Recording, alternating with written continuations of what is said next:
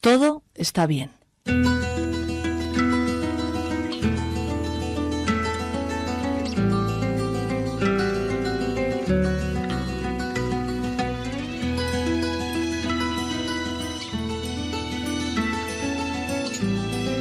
La voz de la noche, con Mariló López Garrido.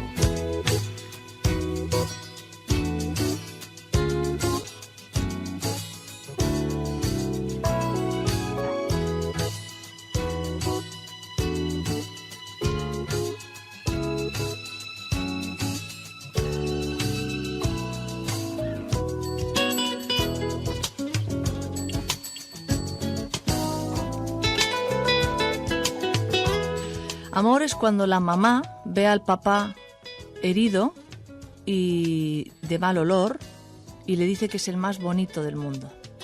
Esto lo dice Cristina, que tiene 8 años, con sinceridad. Otra niña de 8 años, Marcela, dice: durante mi presentación de piano, yo vi a mi papá en la platea levantando su mano y sonriendo. Era la única persona haciendo esto y yo ya no sentía miedo. Vamos con lo que dice Noelia, de 7 años. Amor es cuando tú le dices a un chico que él está vistiendo una camisa linda y él se la pone todos los días. Jessica, de 7 años.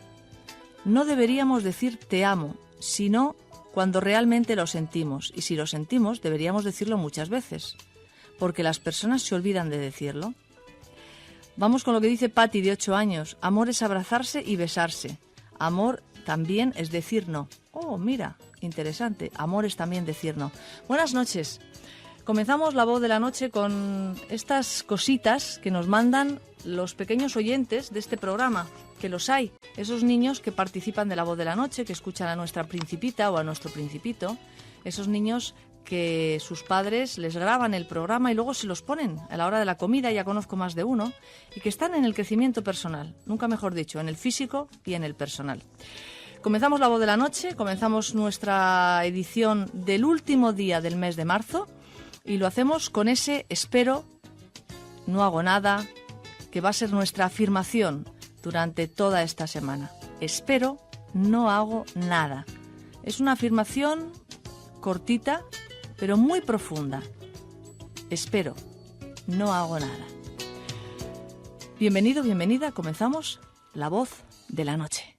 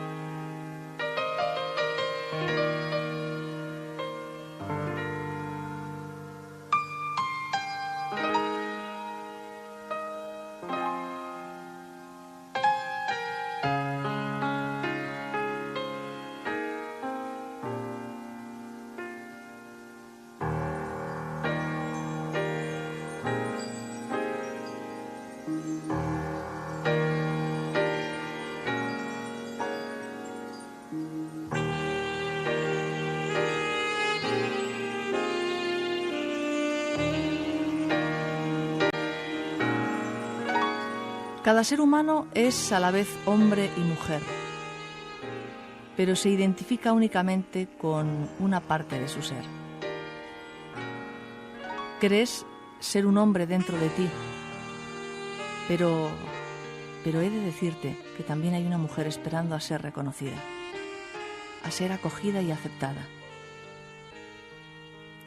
A pesar de ello, te empeñas en reafirmar: soy un hombre. Acabarás desequilibrado.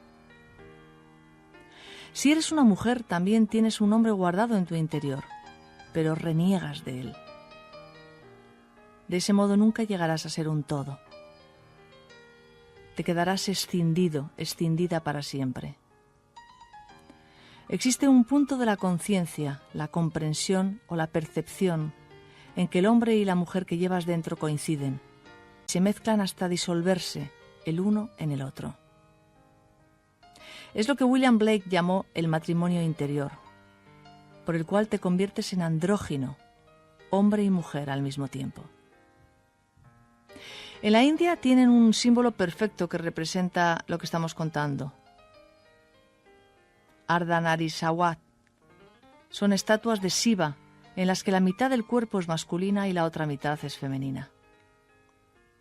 La mitad es amante, la otra mitad es amada.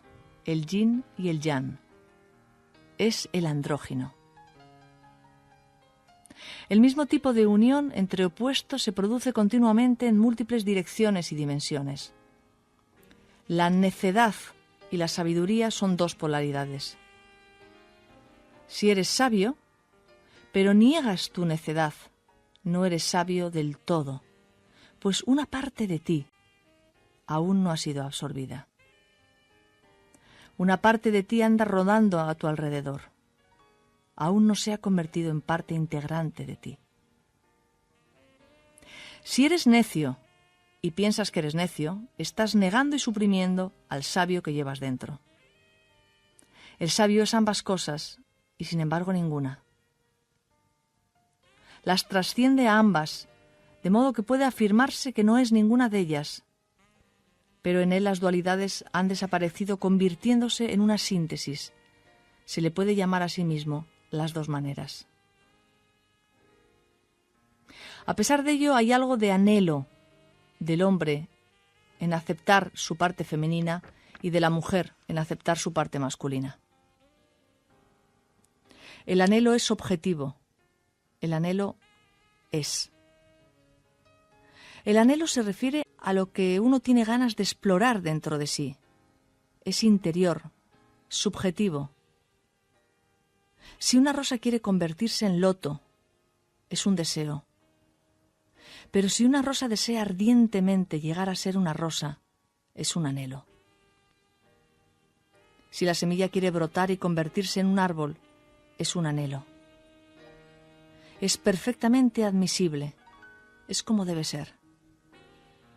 Pero si la semilla quisiera convertirse en una mariposa, sería un deseo. El deseo es absurdo, el anhelo es existencia, el anhelo es bueno. El deseo es peligro, el anhelo es sutil, es convertirse en algo más. El anhelo es la eclosión de lo interno, es el deseo de la acumulación del externo. El hombre desea dinero, el hombre desea una mujer, el hombre anhela el silencio y la meditación. El hombre desea poder, el hombre anhela la pureza. El hombre desea conocimiento, el hombre anhela la conciencia.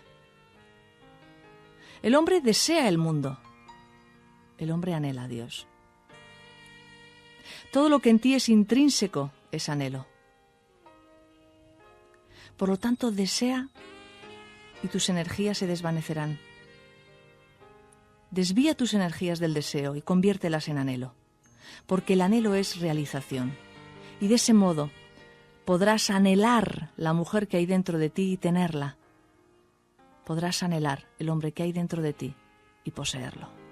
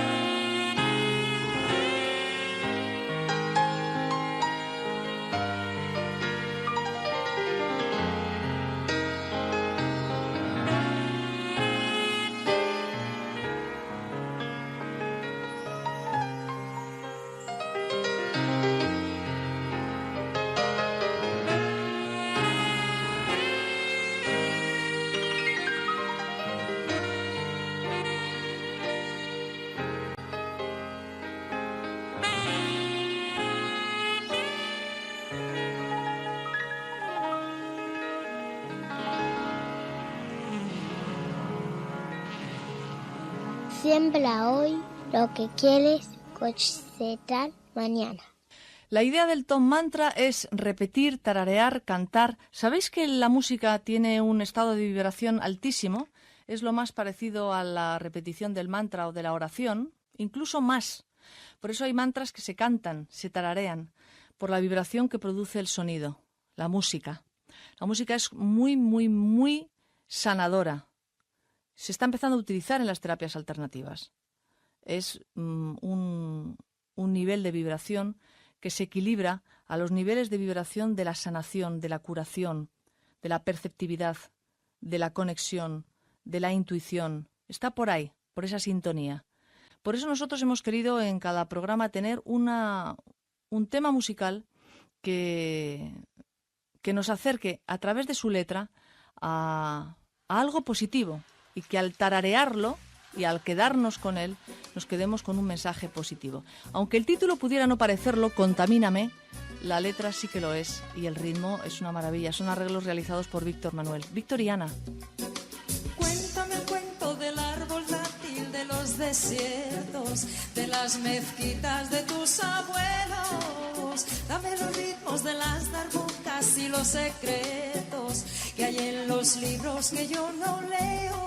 Contamíname, pero no con el humo que asfixia el aire. Ven, pero sí con tus ojos y con tus bailes. Ven, pero no con la rabia y los malos sueños. Ven, pero sí con los labios que anuncian besos. Contamíname, mézclate conmigo, que bajo mi rama tendrás abrigo. Contamíname, mézclate conmigo, que bajo mi rama tendrás abrigo.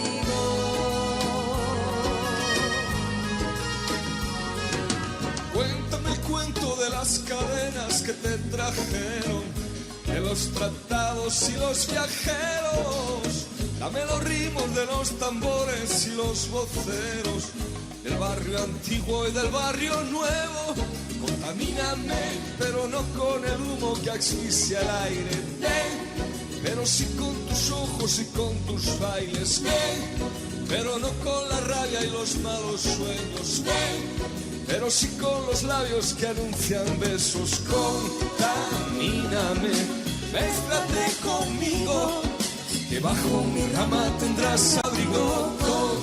Contamíname, mézclate conmigo, que bajo mi rama tendrás abrigo. Cuéntame el cuento de los que nunca se descubrieron, del río verde y de los boleros. dame los ritmos de los buzukis, los ojos negros, la danza inquieta del hechicero. Contamíname, pero no con el humo que asfixia el aire. Ven, pero sí con tus ojos y con tus bailes. Ven, pero no con la rabia y los malos sueños. Ven, pero sí con los labios que anuncian besos. Contamíname, Mézclate conmigo, que bajo mi rama tendrás abrigo. Contamíname, mézclate conmigo, que bajo mi rama tendrás abrigo. Contamíname, mézclate conmigo, que bajo mi rama tendrás abrigo. Contamíname, mézclate conmigo, que bajo mi rama tendrás abrigo.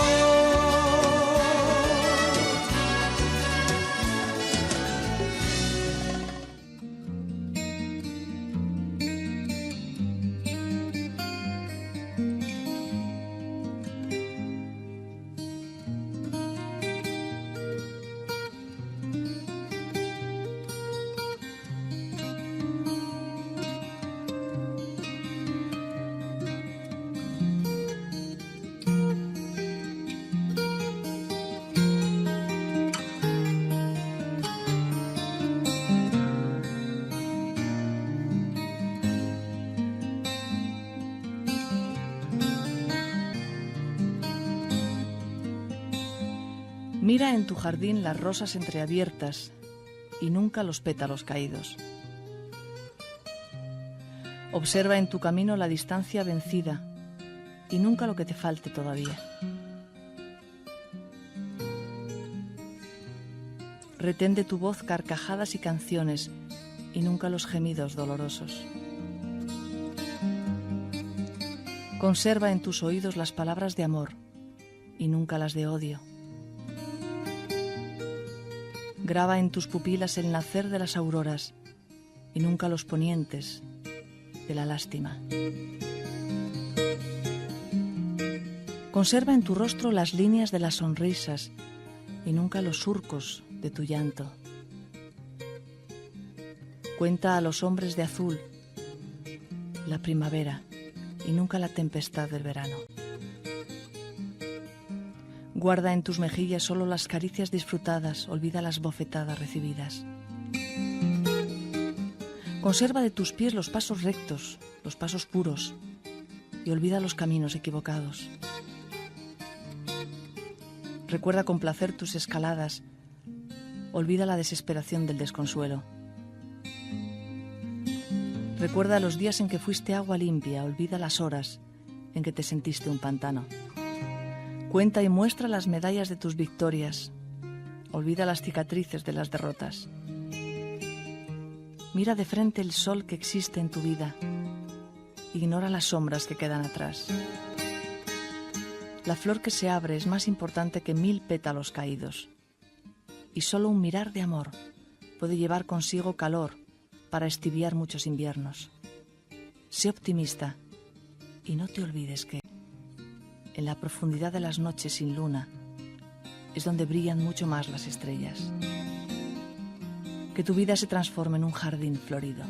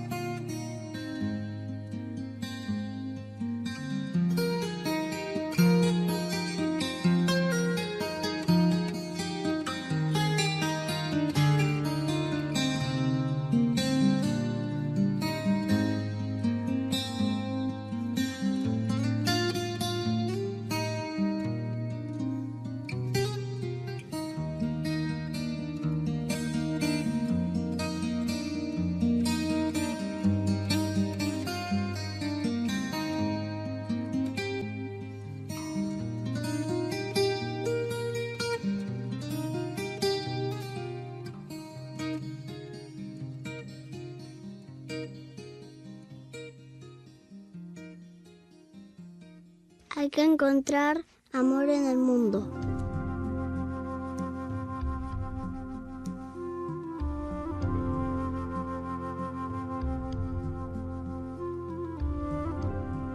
Espero, no hago nada. Esa es la afirmación del día de hoy, para toda la semana que ya nos va a abrir paso al nuevo mes, al mes de Aries, al mes de abril. Espero, no hago nada. Trabaja firmemente con esta afirmación en tu cuaderno de crecimiento personal. Nos estáis llamando y nos estáis preguntando por la agenda del crecimiento personal.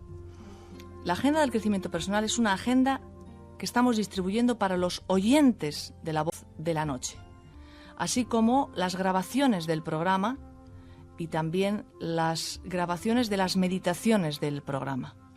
Y para adquirir esta agenda, también el libro Cuando estoy en mí, un libro que he escrito yo y que ya algunas personas lo tienen, podéis hacerlo llamándonos al 49994000.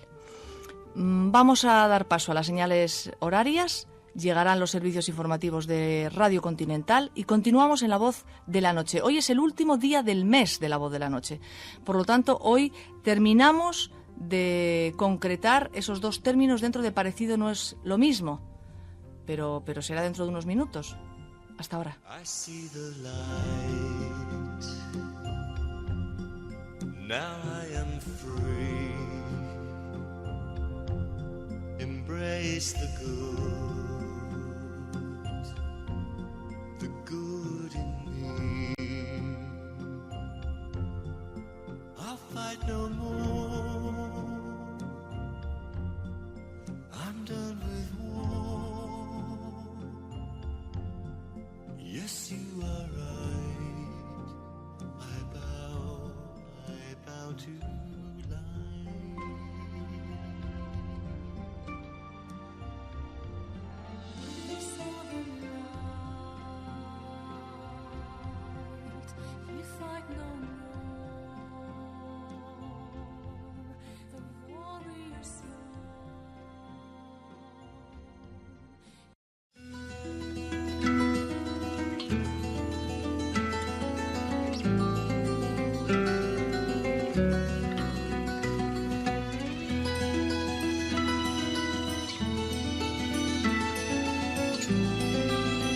Gracias por escuchar La Voz de la Noche.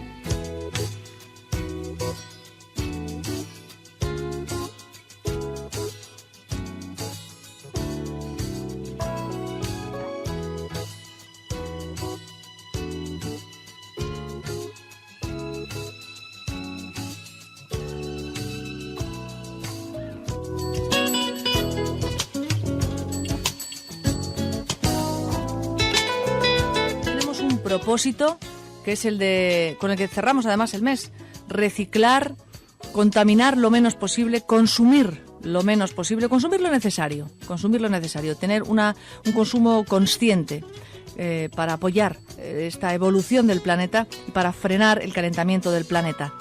Y tenemos por delante también un tema muy interesante, porque vamos a hablar del Feng Shui. El Feng Shui, que tiene miles de años, pero que está empezando a entrar en el mundo occidental, por decirlo de alguna manera, hace no tantos. En unos segundos.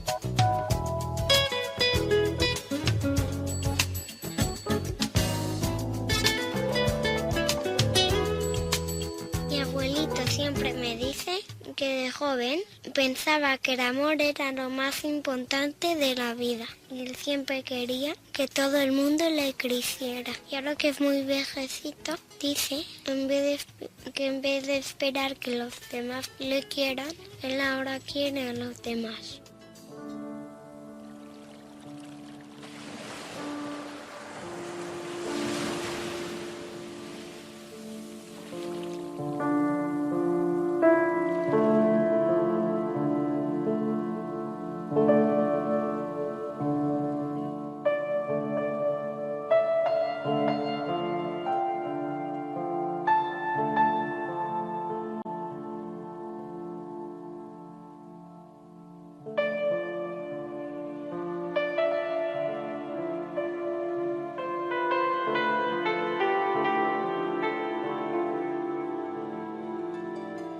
Feng Shui, la palabra mágica.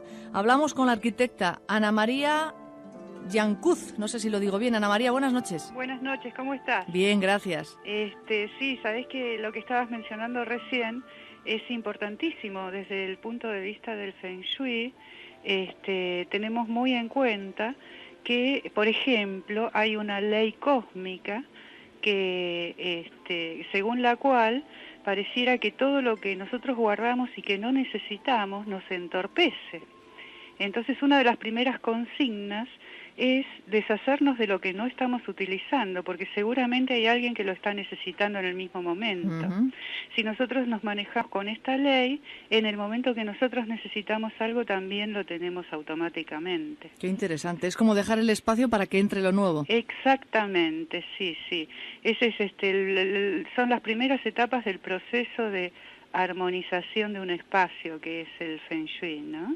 Tú eres arquitecta, Ana María. Soy arquitecta. Y sí, claro, me imagino que lo que estás haciendo es, a través del Feng Shui, uh-huh, dibujas y creas. Claro, yo hago proyectos en función del Feng Shui, que en realidad es nada más que proyectar con sentido común, ¿no? Que se ha perdido mucho en nuestra cultura a estas alturas. Uh-huh. Y utilizar ciertas leyes específicas que hacen al equilibrio de los espacios habitables. Es en realidad volver a construir y a proyectar en función de las personas, ¿no? Como que lo más importante es el bienestar de las personas que van a vivir en ese lugar. También hacemos asesoramientos y damos cursos del tema específicamente, ¿no? Pero el Feng Shui tiene unas reglas básicas, por lo menos lo que yo sé de Feng Shui. Sí. El agua debe estar en un lugar determinado, los espejos, o sea, hay ciertas reglas que se deben de mantener en general para todo. Claro, sí. Pero en realidad la clave de todo es el equilibrio. Uh-huh. Lo que nosotros con distintas herramientas, que puede ser la ubicación de los espejos, el agua y la ubicación de los muebles y determinadas correcciones como carrillones y otras, lo que buscamos es mantener un equilibrio para que la energía que alimenta la casa funcione bien y no se bloquee en ningún lado y no se pierda ni se estanque, ¿no?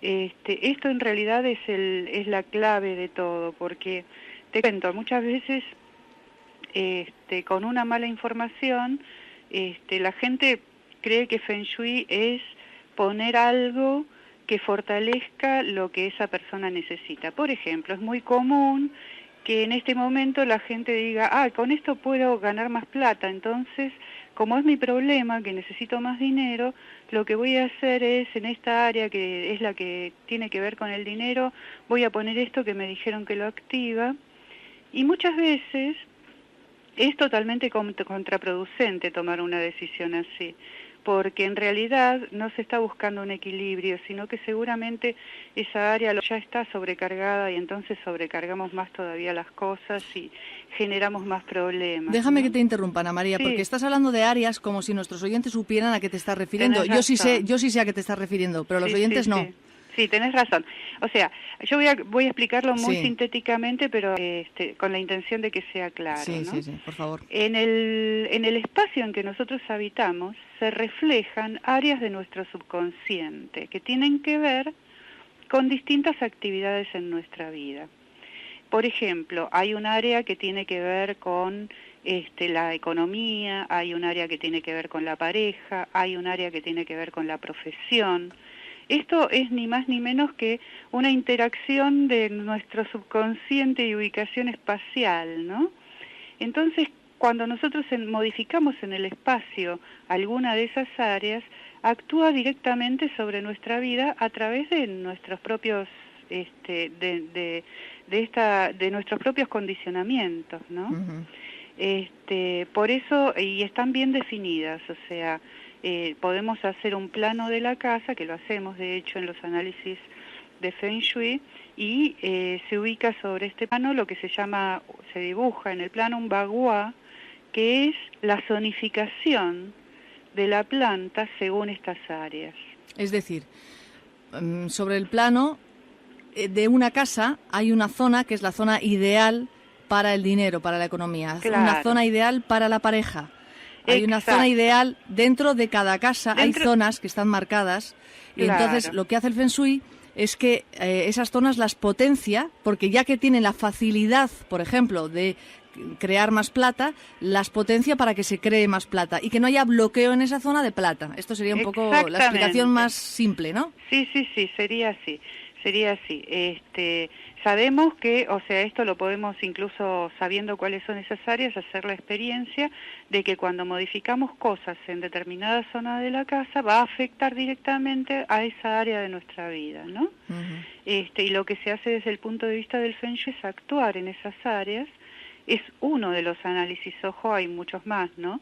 Pero actuar en esas áreas como el médico acupuntor actúa sobre nuestros puntos de los meridianos de acupuntura, ¿no? Exacto. Entonces se actúa para que esto, digamos, lo que no está funcionando bien se modifique y funcione. Ana María, Sí.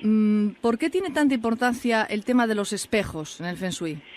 Porque los espejos son un elemento muy fuerte en la decoración de un lugar y un elemento energético bastante fuerte que puede redireccionar la energía, puede atraer cosas, puede alejar cosas y siempre, en todos los casos, multiplica lo que refleja.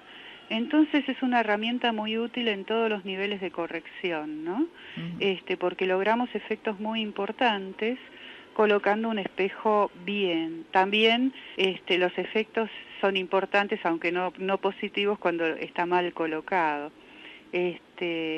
Entonces se usan en muchas situaciones, en muchas correcciones se usan espejos. Uh-huh. También el espejo potencia, si está colocado en un mal lugar, está potenciando la mala onda, por decirlo así. Exacto. Está reproduciendo. Y la clave, sí, la multiplica. Porque multiplica todo lo que refleja. Teniendo en cuenta esta característica, ahí está la clave del uso de los espejos. Yo lo digo porque así cada cual en su casa puede ver y verificar esto y modificarlo si es necesario. Lo que el espejo está reflejando se va a multiplicar. O sea que si vos lo tenés frente a está reflejando una situación externa desagradable, como es la medianera de otro edificio que está deteriorada, o cosas desagradables, o, el tacho de basura. ¿O un espejo roto? Un espejo roto... Un espejo oscurecido por la humedad. Claro, no, esos espejos hay que tratar de evitarlos, reemplazarlos rápidamente porque son bastante nocivos. Incluso son nocivos los espejos cuando están sobre todo en lugares importantes, oscuros, ahumados, manchados, decorados con manchas, por ejemplo, ¿no? Los espejos de Feng Shui tienen que ser espejos claros, de lunas completas, sanas y que reflejen bien. ¿El papel que ocupa las plantas, por ejemplo? Bueno, es importante porque las plantas en todo tipo de ambientes, sea que se vean en un espacio exterior o en un espacio interior, proveen de energía vital al espacio. Y aumentan determinado elemento, que sabés que usamos los 5 elementos en Feng Shui, aumentan el elemento madera, que tiene que ver con el crecimiento, que tiene que ver con la positividad, ¿no? Entonces sí son importantes, pero también nuevamente sabiendo cómo y dónde ponerlas y en qué proporción, porque por ejemplo si en una casa hay algún fanático de las plantas y se transforma en un vivero con un espacio para vivir, las plantas terminan usando toda la energía de la casa y no dejan energía para esa persona. Sí. ¿Sí? El papel del agua, que también me parece que es importante. El agua es importantísimo también y nuevamente estamos en el caso de que hay que saberla usar. Hay que usarla correctamente. Cuando es necesario el elemento agua en la casa, el agua sí provoca todos los efectos que te dicen que genera... que aumenta la economía, la prosperidad y todo esto, pero si tenés exceso de agua en tu casa, puede estar generando situaciones de nervios, de intolerancia, siempre hay que ver si es necesario o no. Las aguas subterráneas muy negativas.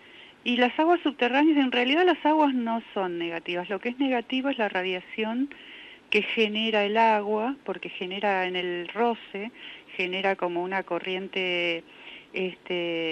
digamos como una estática, una electricidad estática que es energía eléctrica, que a nosotros particularmente nos desvitaliza y nos puede provocar serias enfermedades. Ana, ¿cuál es el origen del Feng Shui? El origen del Feng Shui es tibetano. En realidad se origina la escuela de las formas, es lo primero el primer registro de Feng Shui que hay en una cultura en el Tíbet, que era la cultura Bon, y que pasaron a ser sedentarios luego de haber sido nómades. Entonces, en sus construcciones y en sus espacios internos reflejaban las características de la naturaleza, porque era lo natural, ¿no? Entonces empezaron a haber ciertas leyes. Vos sabés que los orientales conservan mucho, van todos sus conocimientos quedan registrados y en la tradición se transmiten siempre, o sea, se conservan. Y esto fue, digamos, desarrollándose más, luego se desarrolló en los monasterios tibetanos, muchísimos años, ¿no? Miles de años, y luego recién pasa a la China, donde adquiere todo lo que es el I Ching, donde empieza lo que llamamos escuela de la brújula, con los cálculos astrológicos, que son niveles mucho más sutiles del Feng Shui. ¿Y las personas se interesan por el Feng Shui realmente, aquí en Argentina por lo menos? O sea, te llaman como arquitecta y a veces hay que hacer cambios enormes en las casas. Y quien no cree en el Feng Shui le parece una auténtica locura. Ajá, hay de todo, pero por suerte se está difundiendo bastante, cada vez más gente tiene conocimiento de que existe el Feng Shui y cada vez más gente lo está adoptando. A mí me llaman colegas, estudios, para que los asesore, porque sus clientes les piden en los proyectos que sean hechos con Feng Shui. Entonces hay como cada vez más demanda, por eso también es lo que yo le digo a mis alumnos, es necesario prepararse bien porque hace falta mucha gente acá que haga esto bien, ¿no? ¿Cuál es la diferencia de con y sin Feng Shui una casa? Así, si pudieras dar un titular. Claro, hoy en día la diferencia es que vos yo siempre lo resumo en casi sintéticamente en una frase. La diferencia es cómo vivís y cómo te levantás a la mañana, la calidad de vida. O sea, una cosa es levantarte a la mañana y decir, uy, otro día más, ¿viste? Uy, y es como que todo pesa. Cuando hay Feng Shui y hay un equilibrio es al revés, ¿no? Es como que es decir, bueno, qué hay para descubrir hoy en la vida, ¿no? Es esta sensación de como uno tenía de chico y que es natural, digamos, tendríamos que tenerlo todos, ¿no? ¿Tanto? ¿De verdad tanto, Ana? Sí, porque mejora muchísimo la calidad de vida, mejora mucho la calidad de vida y entonces cambia, bueno, vos que estás en el tema, tenés que darte cuenta, cambia el enfoque, o sea, cambia la filosofía de vida. Uh-huh. Entonces, al cambiar el punto de vista de las cosas, es como que descubrís un mundo nuevo, o sea, el tema del Feng Shui no pasa solamente por una redecoración de la casa, sino pasa por un equilibrio interno, pasa por darse cuenta y crecer en un montón de cosas, ¿no? Uh-huh. Por eso para mí es tan importante, porque en realidad es una escuela y además de ser una armonización ambiental, ¿no? Uh-huh. Muy bien. Ana, muchísimas gracias por haber estado en nuestro programa. Bueno, fue un placer. Un abrazo fuerte. Un abrazo. Gracias, chao. Ana. Buenas noches.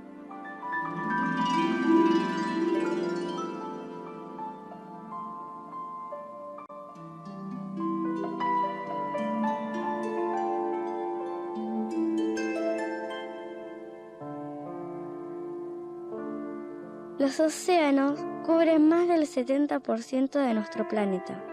Vistos desde el espacio, nuestro planeta azul parecería tener una capacidad enorme para resistir a los problemas causados por la sobreexplotación pesquera o la contaminación. Pero no es así. Todos los ecosistemas tienen un límite. Cuídalos.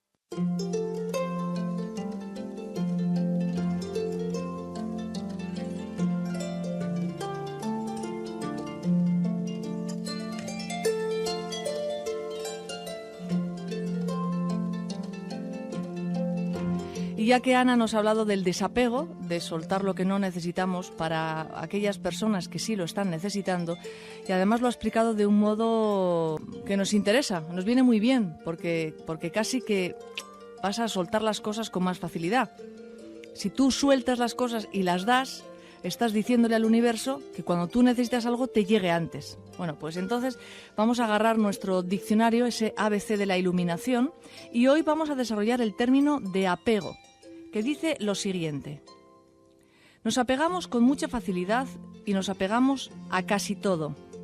La vida es un devenir, nada se mantiene inalterable, pero esperamos y deseamos que nada cambie.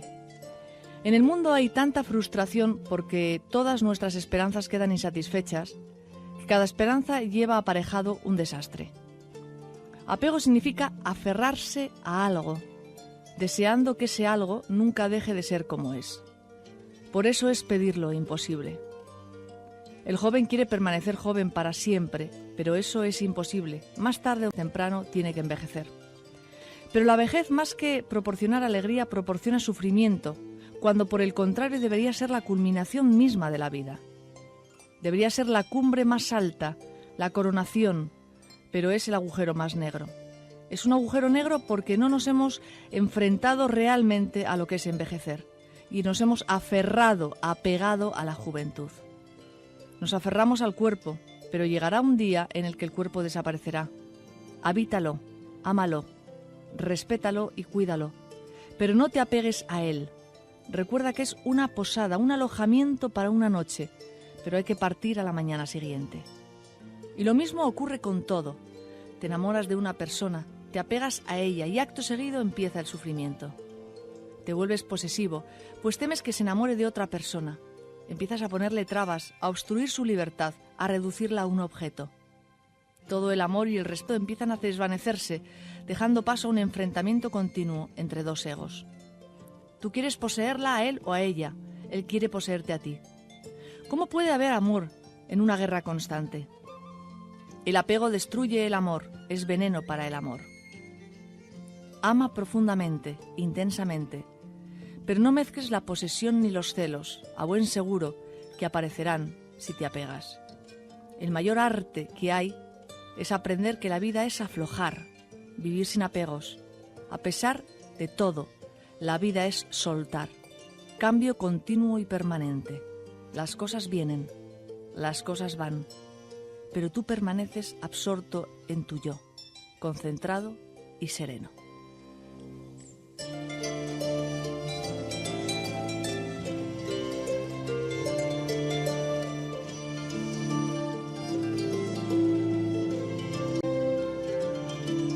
Animate a ser vos hoy. La voz de la noche.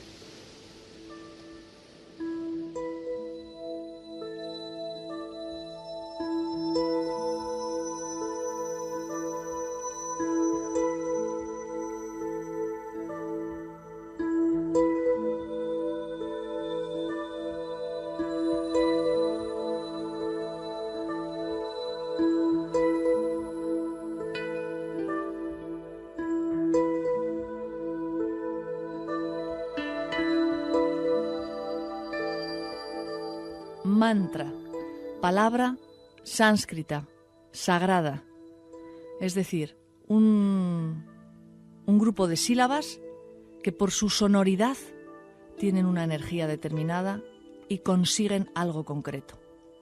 La diferencia entre el mantra y la afirmación es que la afirmación está dirigida a algo que tú quieres y el mantra es como un medicamento que uno tomara y va al lugar del cuerpo que lo necesite.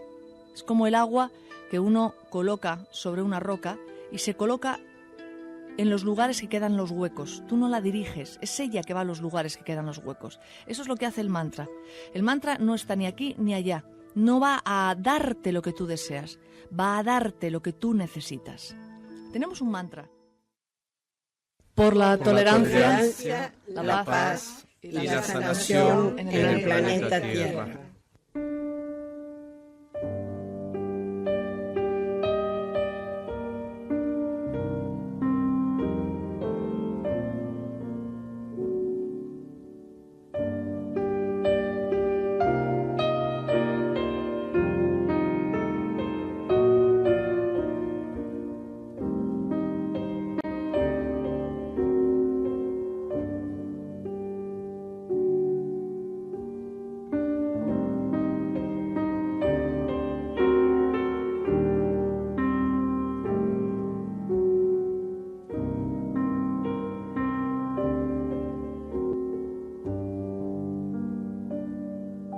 Érase un acróbata que tenía como ayudante y aprendiza a una hermosa niñita. La pareja iba de pueblo en pueblo haciendo un número acrobático para ganarse la vida. El número circense consistía en que el hombre se colocaba una larga pértiga sobre los hombros, la niña trepaba al extremo superior de la misma y allí realizaba sus acrobacias. Cierto día, el acróbata le dijo a la niña: «Amiguita, para evitar tener un accidente durante nuestro número, mientras lo realizamos, tú tienes que estar muy atenta de mí y yo muy atento de ti». Pero la niña protestó: «Oh no, maestro, así no funcionaría. Para que realmente no tengamos un accidente, mientras hacemos el número, tú deberás estar muy atento de ti y yo muy atenta de mí». A menudo estamos tan atentos a cómo actúan los demás que somos capaces de ver sus aciertos o errores y también sus virtudes y defectos con más facilidad de lo que somos capaces de vernos a nosotros mismos. Cuando no se vive y no se mira en primera persona, es más difícil aprender, pero lo peor es que es más difícil conocerse y, por lo tanto, actuar correctamente. Puede que el ánimo de aprender para hacerlo bien o mejor nos haga buscar y comparar nuestro proceder con el de los demás. Eso es bueno y en su medida enriquece, porque siempre la experiencia enriquece, aunque sea de otros, pero sin perder la propia atención, cada uno la suya. Si cada uno se salva a sí mismo, ya está salvado el mundo. Buenas noches.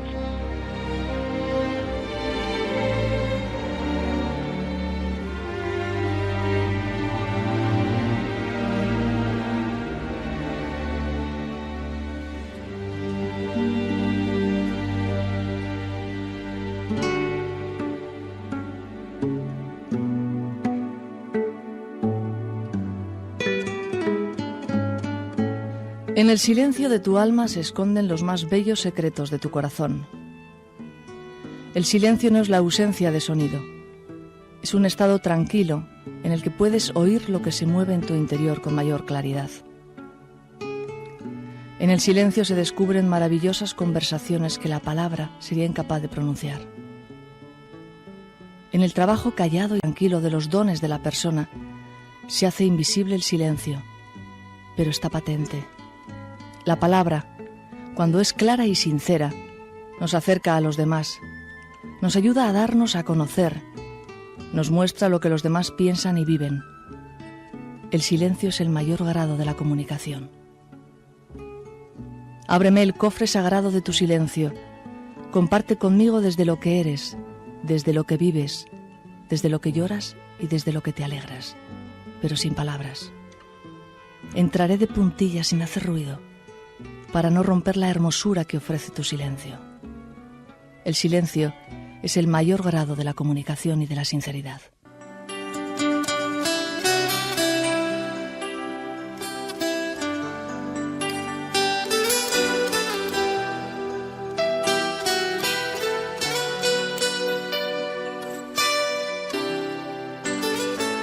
Porque esta noche desarrollamos ampliamente unos términos que hemos estado adelantando durante las últimas semanas. Hablamos de la sinceridad y de la frontalidad con Inés Olivero. Buenas noches, Inés. Buenas noches a todos. Y aquí nuevamente tratando de discernir sobre el contenido de estos términos.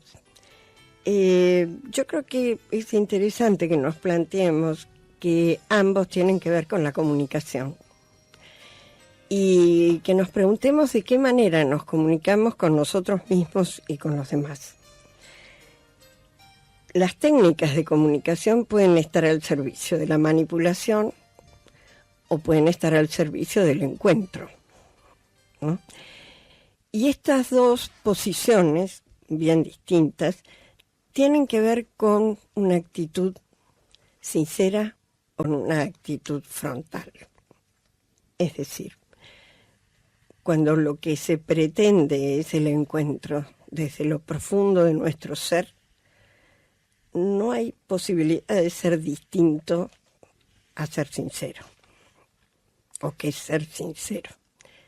En cambio, cuando nuestra intención es atropellar y obtener un resultado y pasar por encima del otro, entonces la comunicación deja de ser tal para convertirse en la invasión de la intimidad del otro.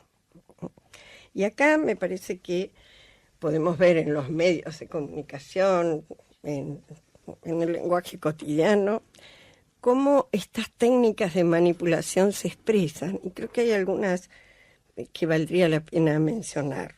Por ejemplo, en una charla con otra persona, sacar un tema de contexto y ampliarlo. Por ejemplo, estamos hablando de que vamos a hacer estas vacaciones. Uh-huh. Y de pronto tomo en cuenta que esta persona le tiene miedo a los insectos. Y entonces digo, pero ¿cómo vamos a planear juntos estas vacaciones? Si a mí me gustaría ir al Chaco, a la selva chaqueña, y con vos es imposible. Y la verdad es que, ¿no? Esta sería una manera de atropellar, resaltando un tema del otro, en primer lugar, que no hace la cuestión, porque todavía no se había llegado a la conclusión de a dónde ir. Uh-huh. Que en general tiene que ser consensuado, ¿no? La búsqueda de un lugar que nos sirva a los dos. Esa sería una. Otra técnica es callar aspectos esenciales de una problemática. Quedarme con un as en la manga, por ejemplo, cuando estamos discutiendo, para después usarlo a mi conveniencia. Por ejemplo, estamos planteando un proyecto laboral, donde cada uno está diciendo hacia dónde quiere dirigirse y qué aporte va a hacer. Y yo dejo que todos hablen su temática y yo digo la mitad de la mía. Uh-huh. Y después, cuando ya está cerrado, cuando todos dijeron, bueno, ya está, mi posición es esta, yo hago una especie de síntesis e incluyo un aspecto verdaderamente novedoso, que los demás no tenían en cuenta, que a lo mejor es un jaque mate para el proyecto de los demás. Entonces ahí estoy haciendo, callando un aspecto esencial que es la comunicación sincera entre las partes integrantes del proyecto. ¿Eso qué tiene que ver con la frontalidad?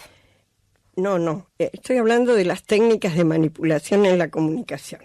No tiene nada que ver de momento con la sinceridad ni con la frontalidad. Estoy diciendo que las personas frontales, o mejor dicho, que se hacen llamar frontales, o se dicen de sí mismas, soy una persona frontal, muchas veces, para justificar esa frontalidad, utilizan ciertas técnicas de manipulación.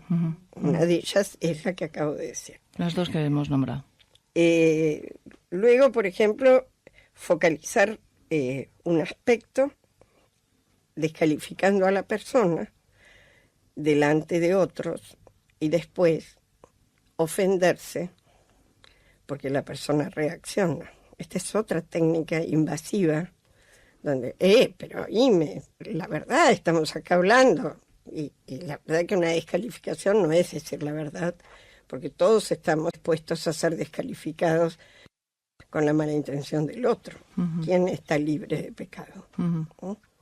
Bueno, todas estas estrategias que se usan mucho en los medios de comunicación y en la vida de todos los días, en el discurso de los padres con los hijos muchísimas veces, o de la pareja entre sí, incluye los golpes bajos, donde la persona utiliza chicanas para avanzar sobre el otro. Sí. ¿No? Entonces, la cualidad de ser frontal muchas veces se utiliza como un arma. El que pega primero pega 2 veces. Entonces, yo me mando y después sobre la marcha voy haciendo un circuito en zigzag para que mi proyecto, mi propuesta o mi propósito se logre. ¿No es cierto? Es decir, hay como un deseo de resultado en esta frontalidad que surge o de la impulsividad o de la manipulación. En el caso de la sinceridad, nos tenemos que preguntar si ser sincero es tan solo decir la verdad. Porque yo me parece que abarca un espectro mucho mayor, ¿no? La sinceridad, en mi caso, en mi manera de verlo, está relacionada con la prudencia, que es una de las condiciones básicas del intercambio entre los seres humanos, y con la transparencia de lo que quiero comunicar. Por lo tanto, tiene que haber una congruencia interna, una coherencia entre el pensar, el decir y el hacer. Esa es una persona sincera, una persona que ha trabajado consigo misma y que ha puesto su esfuerzo en sopesar lo que tiene para comunicar desde estas 3 miradas, ¿no? Desde estos 3 parámetros: el pensar, el decir y el hacer. Y otra cosa que es interesante en esto es que muchas veces somos frontales por ser empujados por un otro, ¿no? Entonces no nos queda más remedio que tener una respuesta inmediata e irreflexiva. Y yo lo que diría, que estoy totalmente de acuerdo con el texto que leíste al principio, el silencio es el lugar de máxima sinceridad. Y uno puede ser profundamente sincero sin hablar, pero estar abierto en mi actitud frente al otro. El otro sabe con quién está, ¿no? Entonces, yo creo que tenemos el derecho de tomarnos un tiempo antes de manifestarnos ante un inquisidor que nos pide que nos formulemos rápidamente. Creo que podemos tomarnos un tiempo y preguntarnos si eso que se me está pidiendo que diga me representa o no me representa. Han venido varios oyentes a ver el programa en directo esta noche. Tenemos a Nilda. Buenas noches, Nilda. Hola, Marilo. Buenas noches. ¿Qué tal? ¿Alguna pregunta o algún comentario, alguna aportación a la charla que estamos manteniendo? Bueno, quisiera plantear una cosa que tiene que ver con esto, justamente con las relaciones familiares. Puntualmente con mi hermana. Yo recibí un comentario de mi hermana respecto de mi separación. Un comentario que a mí me pegó. Yo estaba descuidada, no lo esperaba, sí, como responsabilizándome de mi separación. Me descolocó. no respondí. Y quedé como herida. Quedé como... ¿Podemos saber qué te dijo? O parte de lo que te dijo, así como... no sé, fue como... bueno, pero vos también tenés lo tuyo, una cosa así, en medio de la charla, ¿no? Uh-huh. Como vos también tenés lo tuyo y no sé, como tú también has tenido la culpa. ¿Vendría a ser eso? Sí, pero también se refirió a mi carácter, como si yo fuera la misma de la adolescencia, que era una polvorita, y no hubiera cambiado nada. O sea, con mi hermana no nos vemos siempre, sino que estamos a larga distancia, ¿no? Yo me quedé tocada. Entonces, yo estoy trabajando con Inés, estoy tanto en el grupo de trabajo interior y reflexión, o sea, empecé a meditar, me conozco más. Sin embargo, me quedé dolida, me quedé con esa cosa y además de no responder, porque me parecía que si le respondía le iba a responder mal y me costó hasta meditar. Uh-huh. Me costó hasta... la meditación para mí fue una forma de encontrarme con mi ser, con mi propio ser, me costó eso. Claro, mi pregunta es... ¿Cómo sale uno cuando se queda enredado en una situación de maltrato? De maltrato o de que te peguen en el punto doloroso. Uh-huh. Es que, Inés, uniendo lo que ella dice a lo que tú has dicho, entonces, cuando uno es sincero, nunca puede decir algo negativo del otro. No, porque su hermana ha sido sincera con ella. Es que es un juicio de tu hermana, por supuesto. Tú también tienes lo tuyo, es un juicio de ella. Claro. Ahora, cómo tú recibes eso es responsabilidad tuya. Claro. Sí. Y si te ha tocado, por algo te ha tocado. No siempre es así. No, yo creo que a veces nos toca el maltrato del otro que nos agarra desprevenido. Nos toca, sí, aunque no tengamos que ver con lo que el otro nos está diciendo.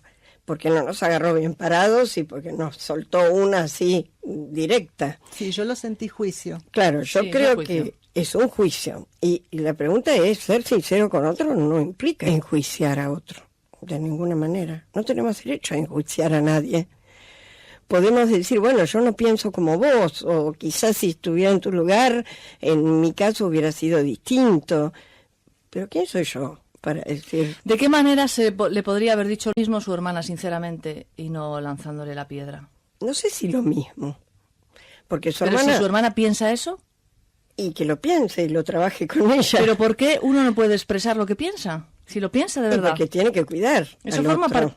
Claro, pero lo puede decir de otra manera, pero la puede ayudar incluso diciéndole, hombre, es que yo creo que tú, el carácter que tenías cuando eras joven o cuando eras más joven, lo sigues teniendo, tienes coletazos y eso te está costando la relación. Eso es una aportación para el crecimiento de ella. Ya eso es distinto.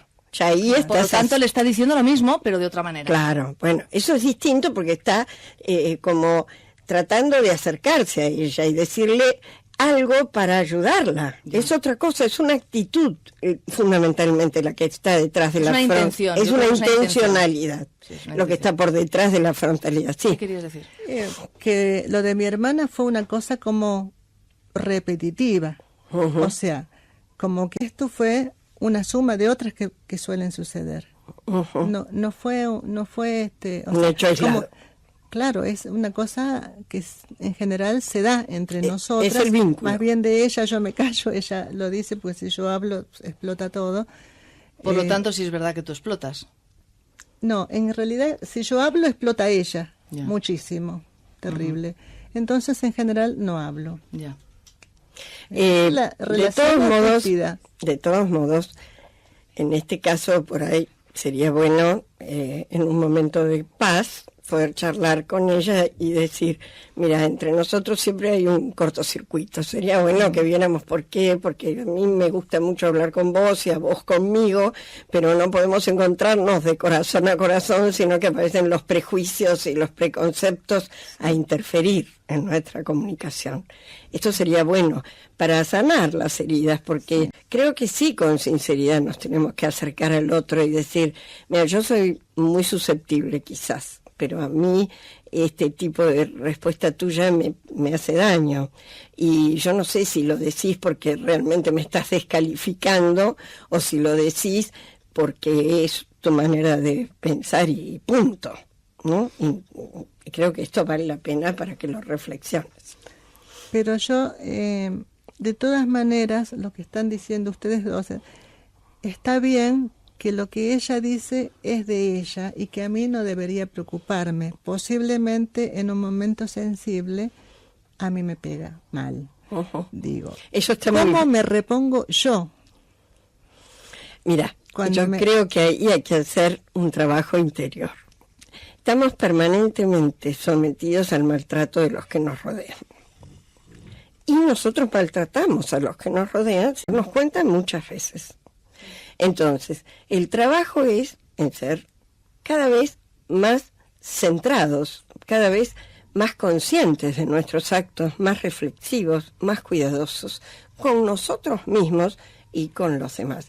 Con las personas que nos van a dañar, démosle poco tiempo y pongamos una energía positiva de ir hacia ellos con lo mejor de uno y decir, bueno, bárbaro, ¿qué tal? Qué bueno verte.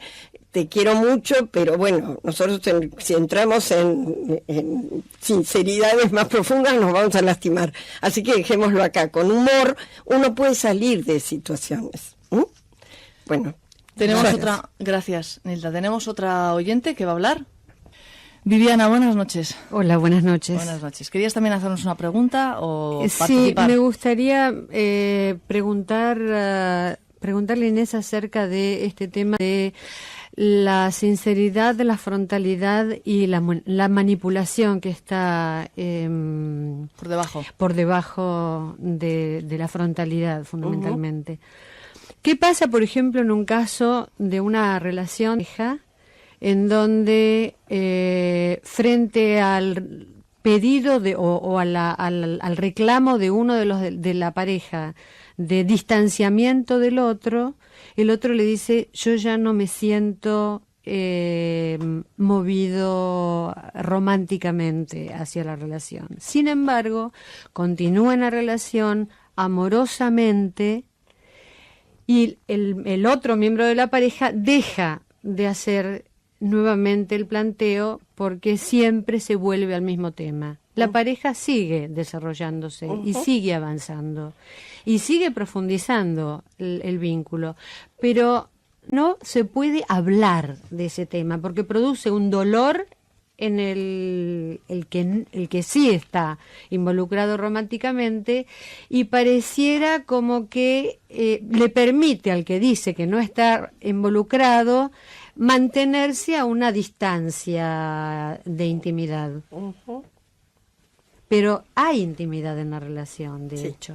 Quizás la pregunta tendría que tener algunas aclaraciones. ¿Después de cuánto tiempo hay un reclamo de romanticismo? 6 meses. Bueno, todavía podrían seguir funcionando, pero el romanticismo tiene vuelo corto. Y si el vínculo se está profundizando, y si la persona está integrada y comprometida, habría que ver si la que hace el reclamo, como en general pasa con los reclamos, no se trata de una carencia interna que uno pretende que el otro le solucione. Yo creo que ser adultos y un poco ser responsables de nuestros actos, quizás desde esta mirada de crecimiento espiritual, ¿no? Porque a lo mejor para la vida de todos los días decirle a otro, eso te queda pésimo, o qué sé yo, no me gusta tu manera de pensar, siempre decís boludeces, estaría aceptado, si se quiere. Pero cuando uno está en una búsqueda interior, cuando trata de ser cada vez más transparente lo que tiene adentro con lo que se expresa, cuando no tiene dobleces porque puede mostrar su luz y su sombra, sacarse las máscaras, entonces esa sinceridad es comprometida. Yo no le puedo pedir al otro que me haga el romántico si el otro es una persona que se comprometió de otra manera. Quizás yo tengo que preguntarme, ¿y por qué yo necesito del romanticismo? Me parece que tenemos un contestador que tiene algo que ver con esto. Vamos a escucharlo. Hola, ¿qué tal? Mira, mi nombre es Fabián de Caballito. La verdad es que le soy infiel a mi mujer y se lo estoy por contar. Bueno, eso me juego en mi matrimonio y quiero preguntarles si eso es para ustedes es sinceridad. Inés, Mariló, besos, chao, chao. ¿Sinceridad o sincericidio? Sí. Bueno, no lo sé. No lo sé. Depende desde dónde Depende desde dónde se haga y depende de la pareja que uno tenga. Yo, por ejemplo, preferiría toda la vida saber la verdad. Y después ver si esa infidelidad va a tener compromiso con una ruptura del vínculo nuestro porque se afianza el otro, o si esta infidelidad es un acto de, qué sé yo, de necesidad de compensar mi autoestima de alguna manera. Sería, Inés, sinceridad o frontalidad. Frontalidad, te pregunto. La pregunta sería cómo lo dice. Si va y le dice a la mujer, mira, quiero decirte algo, te estoy siendo infiel hace 3 meses y la culpa no me deja dormir, así que te lo tengo que decir. ¿Eso qué es? Eso es frontalidad. ¿Y sinceridad qué sería? Y sinceridad sería, mira, no sé qué te está pasando a vos, pero a mí me están pasando cosas en esta relación. Y sinceramente me encontré haciendo por ahí un vínculo con otra persona que no es algo que me satisface, no me deja bien, pero quisiera que decírtelo porque no me gusta esto de andar haciendo cosas detrás tuyo porque estoy comprometido con vos. O sea que esto de alguna manera habilita que soy un ser humano, que tengo errores, pero que mi propósito es no volver a hacerlo porque sigo renovando el compromiso con vos. Esto sería... Yo creo que eso es vestir la cosa de suave, Inés. Sí, ¿por qué no? Claro, es vestir la cosa. Pero también ahí hay que tener en cuenta que cuando uno no puede con la culpa, lo que está haciendo es quitarme la culpa de Claro, por eso digo, en el primer caso se saca la culpa, en el segundo caso está planteando una situación humana, la pareja puede tener una crisis. Estamos en los últimos minutos, tenemos muchas llamadas en el teléfono, por favor, otra de las preguntas. Hola Inés, te quería hacer una pregunta. Quería saber si siendo frontal uno obtiene los mejores resultados. Muchas gracias. Mi nombre es Héctor de Villaluro. Hola decir? Héctor, claro que no. Siendo frontal uno no tiene los mejores resultados. A veces puede llegar más rápido a la meta, pero no llega en el sentimiento de satisfacción, sino que llega a los empujones. Una última pregunta de una oyente que está en el estudio. Cristina, buenas noches. Me encanta este par de opuestos, porque la frontalidad a mí nunca me gustó. No es mi estilo, como yo digo. A mí me parece que una persona que es frontal y que dice las cosas porque las siente sin tomar en cuenta el otro que está escuchando lo que él le está diciendo, me parece que es agresivo y que va como con una lanza. En cambio, ser sincero me parece que es abrir nuestra propia alma cuando tenemos que hablar con otra persona y decirle lo que sentimos desde nuestro sentimiento, pero entendiendo y comprendiendo el sentimiento del otro. Muy bien, la aportación. Inés, ¿qué podemos decir ya para terminar el programa? Bueno, según Kant, hay una ética de la convicción que justifica decir todo con tal de respetar la verdad. Max Weber habla de una ética de la responsabilidad y dice que sin renunciar a los principios genuinos debe contarse con el conocimiento de las consecuencias de nuestros actos. Y Comte Sponville dice: ¿qué vale lo absoluto de los principios si va en detrimento de la humanidad, del sentido común, de la compasión? Concretamente, la sinceridad debería ser gobernada por la caridad y por la prudencia. Sinceridad, al final de cuentas, es revelar con palabras y obras lo que hay en el corazón. Nos encontramos la próxima semana con Inés Olivero porque empezaremos, como ella dice, con otro par de... ¿Cómo los llamas, Inés? Par de términos. Otro par de términos. ¿Los tienes ya? ¿Sabes cuáles vamos a desarrollar? Simplicidad, sencillez serán los términos que empezaremos a desarrollar ya en el mes de abril. Un beso muy fuerte, Inés, gracias. Buenas noches. Buenas noches. Un beso.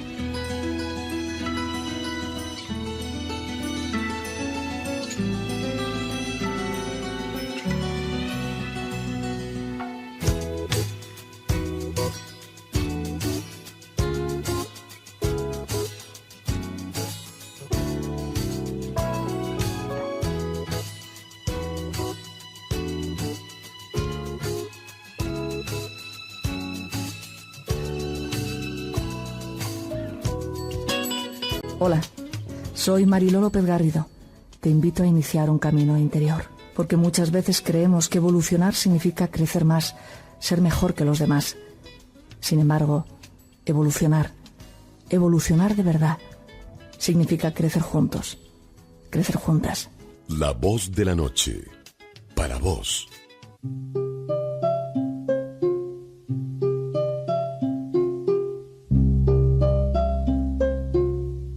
Huellas de lo sagrado.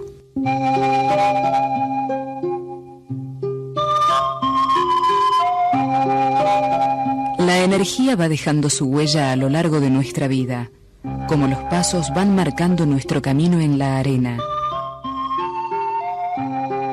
Transcribir, reproducir y mirar el sentido profundo de esas huellas es una posibilidad que tenemos para conocer el invisible mundo del inconsciente. El invisible mundo de la energía, los símbolos y su significado, los sueños y sus arquetipos, los mitos, las viejas leyendas que traen toda una historia para develarnos el enigma de la esfinge, las figuras, las ideas, las palabras.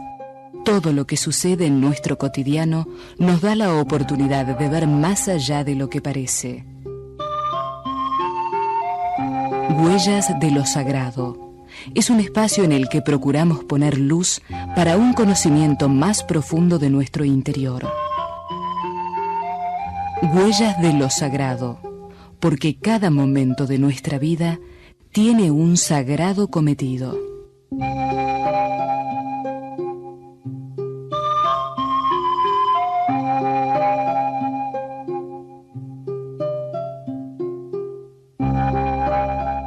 Entramos en nuestras huellas de lo sagrado y como cada noche en este espacio saludamos a nuestra querida Marley Cuénerz. Marley, buenas noches. Buenas noches. ¿Qué tal? ¿Cómo estás? Muy bien.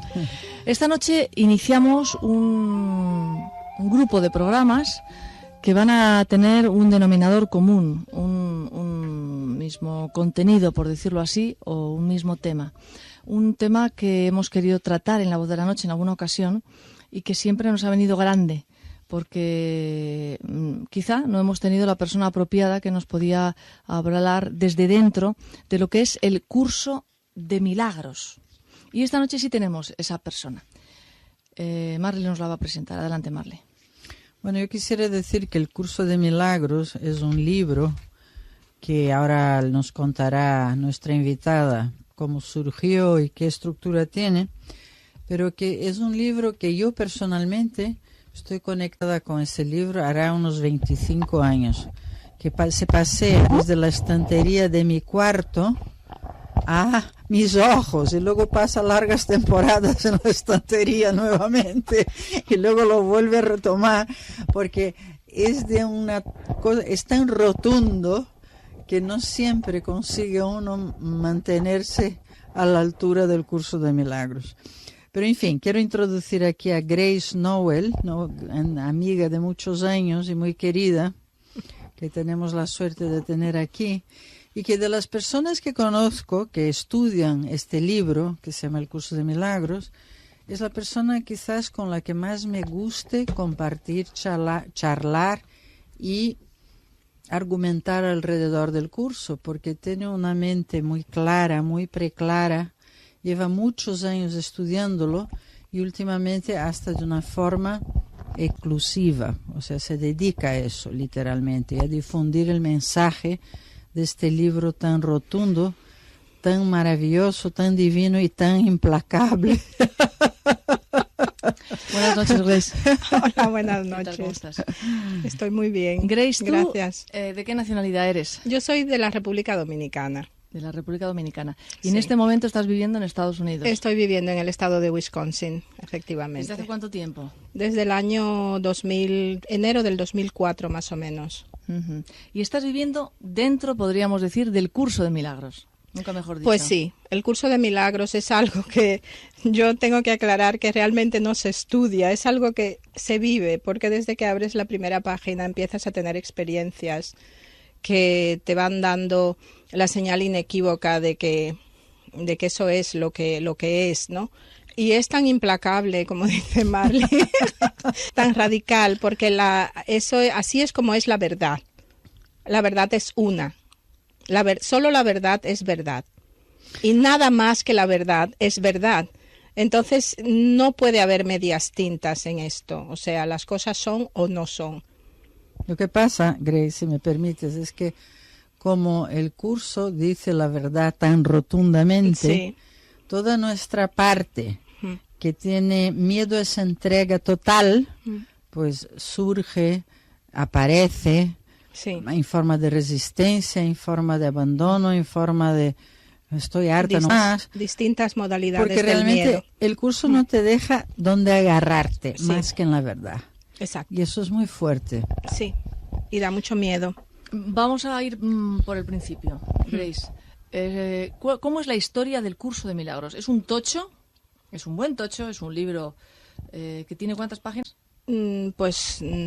Exacto. Tiene más de 1000 el texto. Yo diría que tiene más de 2000 páginas, ¿no? No creo Pues que tanto. aproximadamente, tiene 1000 y muchas. Sí. Sí. Y con un papel muy finito, tipo Biblia. Sí, tipo Biblia. Y que nació ¿de qué manera? Porque nació de una manera muy particular. Sí, este es un mensaje de fuera del tiempo que le fue transmitido a una psiquiatra norteamericana que era judía y era atea, que se llamaba Helen Schucman. Y ella era la segunda de la cátedra de psiquiatría y psicología clínica de la Universidad de Columbia, de la Facultad de Medicina de la Universidad de Columbia. Y esta mujer empezó a escuchar una voz que le hablaba y ella procuró ocultarlo de todas las maneras posibles, porque en su situación de psicóloga clínica, pues oír voces no era precisamente lo más recomendable, ¿no?, para sus pacientes y todo eso. Pero finalmente ella consintió en transcribir todo lo que la voz le decía, y con la ayuda de su jefe, de Eso te iba a decir, aparece un Bill personaje, un Zetman, hombre, sí. exactamente, que era el jefe de la cátedra, ella era la ayudante de él, pues Ella le cuenta a él lo que está ella sucediendo. escribía, sí, ella le cuenta... Ella psicografiaba, ¿no? O sea, de repente Ella su mano escribía- quería escribir. No, ella oía una voz que le permitía la completa libertad. Cuando ella dejaba de escribir, la voz se callaba, y cuando ella estaba dispuesta a volver a escribir, la voz comenzaba de nuevo. Entonces ella escribía en taquigrafía lo que la voz le iba dictando, y luego Bill Zetman lo pasaba a máquina. Ella enfrentó mucha resistencia por su parte para hacer esto, porque... Y además ella le preguntó en una ocasión a la voz que por qué ella, ¿no? ¿Por qué la había elegido a ella, dada su situación personal de judía, atea y todo esto? y la voz le dijo, porque tú lo harás. O sea que esta es la... Pero tengo entendido que él, al leer lo que ella escribía, lo que iba escribiendo, él se entusiasmó. Tanto. Y de cierta manera fue el motor para que ella siguiera también, porque ella tenía todas las resistencias habidas y por haber. Claro, ¿no? claro. Y es pero muy esta especie de complicidad entre los dos fue la forma en que el curso, porque se tardó 7 años y pico en escribirlo. Exactamente, porque cuando ella terminó con el texto, el curso se compone de 3 partes, un texto, y después tiene un libro de ejercicios que el mismo curso enfatiza que hay que hacer diariamente, porque una mente sin entrenar no puede lograr nada. Y luego tiene una parte que es el manual del maestro, donde se responden preguntas que son muy habituales, entre las preguntas que tú te haces en tu mente normalmente. Y cuando ella terminó con el texto, ella pensó que ya había terminado, y pasaron 6 meses y comenzó otra vez a escuchar la voz que le dictaba el libro de ejercicios, y pasó lo mismo con el texto. Al cabo de un tiempo también le seguía dictando el texto. Claro, esto llevó menos tiempo porque es más, el texto consiste en una lección para cada día del año. Son 365 lecciones, que en realidad una sola bastaría, ¿no? Pero como la mente humana le gusta tanto la complejidad, pues Jesús nos da la oportunidad de divertirnos. Porque una de las cosas llamativas del curso de milagros es que el autor es Jesús. La voz se identifica como Jesús, y cuando habla de la crucifixión habla siempre en primera persona. Y cuando corrige citas bíblicas que él dice que sabía que no serían entendidas en su momento, él también lo hace en primera persona y dice que donde dije esto, lo que quería decir era esto otro, aunque se interpretó. Hace aclaración de distintas frases de la Biblia. Por ejemplo, dime una que te llamó la atención. Por ejemplo, una que a mí me llamó la atención fue cuando él dice que Dios amó tanto a su Hijo que se lo dio al mundo. En el curso dice que lo que él dijo realmente fue que Dios amó tanto al mundo que se lo dio a su Hijo. No que le dio su Hijo al mundo, sino que le dio el mundo a su Hijo. ¿Y cuál es la diferencia en términos de entendimiento? Bueno, parece como que si Dios le dio su Hijo al mundo, fue como una víctima propiciatoria.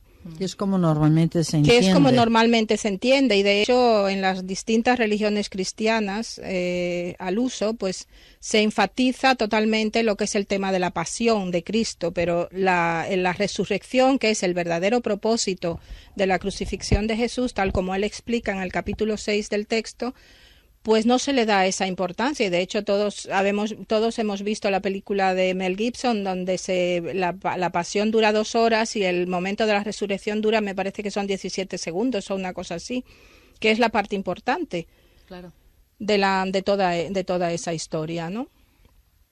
Y entonces precisamente lo que Jesús vino a demostrar es que las víctimas no existen, que no hay víctimas.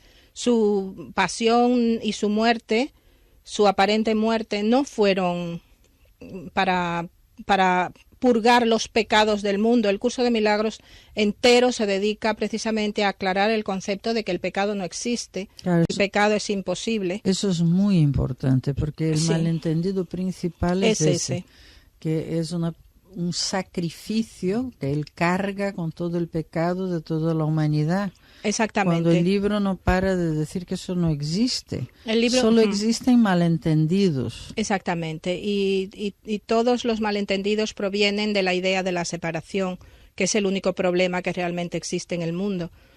Pero en principio, pues la víctima propiciatoria de esa forma pues se convierte simplemente en una lección que nos enseña una serie de cosas, pues que la muerte no existe, que el pecado no existe, porque no tendría ningún valor, y te dice que tu mente es una con la de Cristo, es decir, que no existe ninguna diferencia entre tú y Jesús, excepto que Él tiene solamente su conexión con el Padre, y tú tienes otras muchas cosas que no tienen nada que ver con la conexión con el Padre, y que son las que hay que purificar para poder vivir en la luz permanente de la conexión con el Padre, ¿no? Que es lo que llamamos otro estado de conciencia o iluminación, o hay muchas formas de llamar esto, ¿no?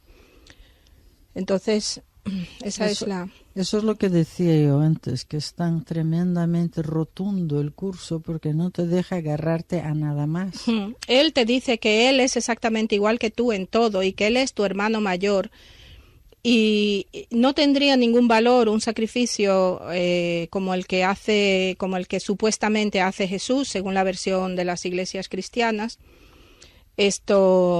Si él te estuviera mostrando un modelo al que tú no pudieras llegar porque tienes otra naturaleza distinta de la de él. Es que esto no tiene ningún sentido. Claro, ese es el fundamento, que es que no hay diferencias. No hay ninguna diferencia porque solo hay una mente, que es la mente de Dios. Todos pensamos con la mente de Dios. Solo además existe estamos eso. entrando en una época en donde la conexión ha de ser directa y no a través de un maestro. Sí. Eso es nuestra era actual. Pero de momento necesitamos maestros que Pero él no estás diciendo que no, o sea que él es nuestro maestro de cierta manera, pero que en realidad solo es un hermano mayor, así él sí, pero sí, él se reconoce también como tu maestro y como tu guía. Mientras nosotros no sepamos caminar con nuestros propios pies, él te está todo el tiempo hablándote de la visión de Cristo. La visión de Cristo es el ideal del perdón, ¿no? De cómo tú llegas a alcanzar el perdón y a tener una perspectiva completamente diferente de todo el mundo que te rodea, que en realidad es una proyección de tu propia mente. Así que en la medida en que tú cambias tu mente, el mundo que te rodea se transforma delante de tus ojos. Me gustaría hablar contigo en el sentido de ¿qué te parecen las enseñanzas más importantes del curso de milagros? Porque esa sería una, ¿no? ¿A cuál te estás refiriendo, Marley? Eso. No, a lo que ella está diciendo ahora. ¿A la de que no hay maestros? ¿A la de que somos una mente con Jesús? ¿Es que No, yo creo que a la que no hay pecado? De que de momento todavía, yo creo que el tener un maestro es algo importante, un maestro vivo, un maestro que sea la materialización de mi idea de perfección, de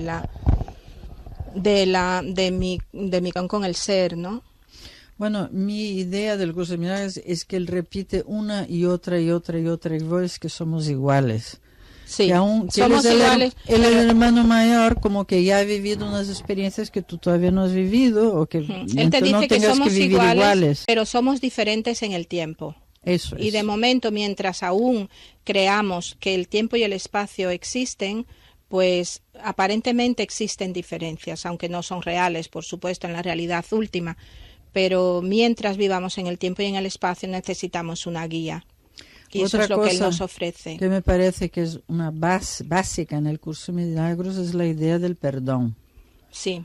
Aunque también dice que en realidad no hay nada que perdonar, porque Sí. todo lo que no es amor es inexistente e ilusorio. Que ahí vamos a entrar porque ahí hay mucho tomate.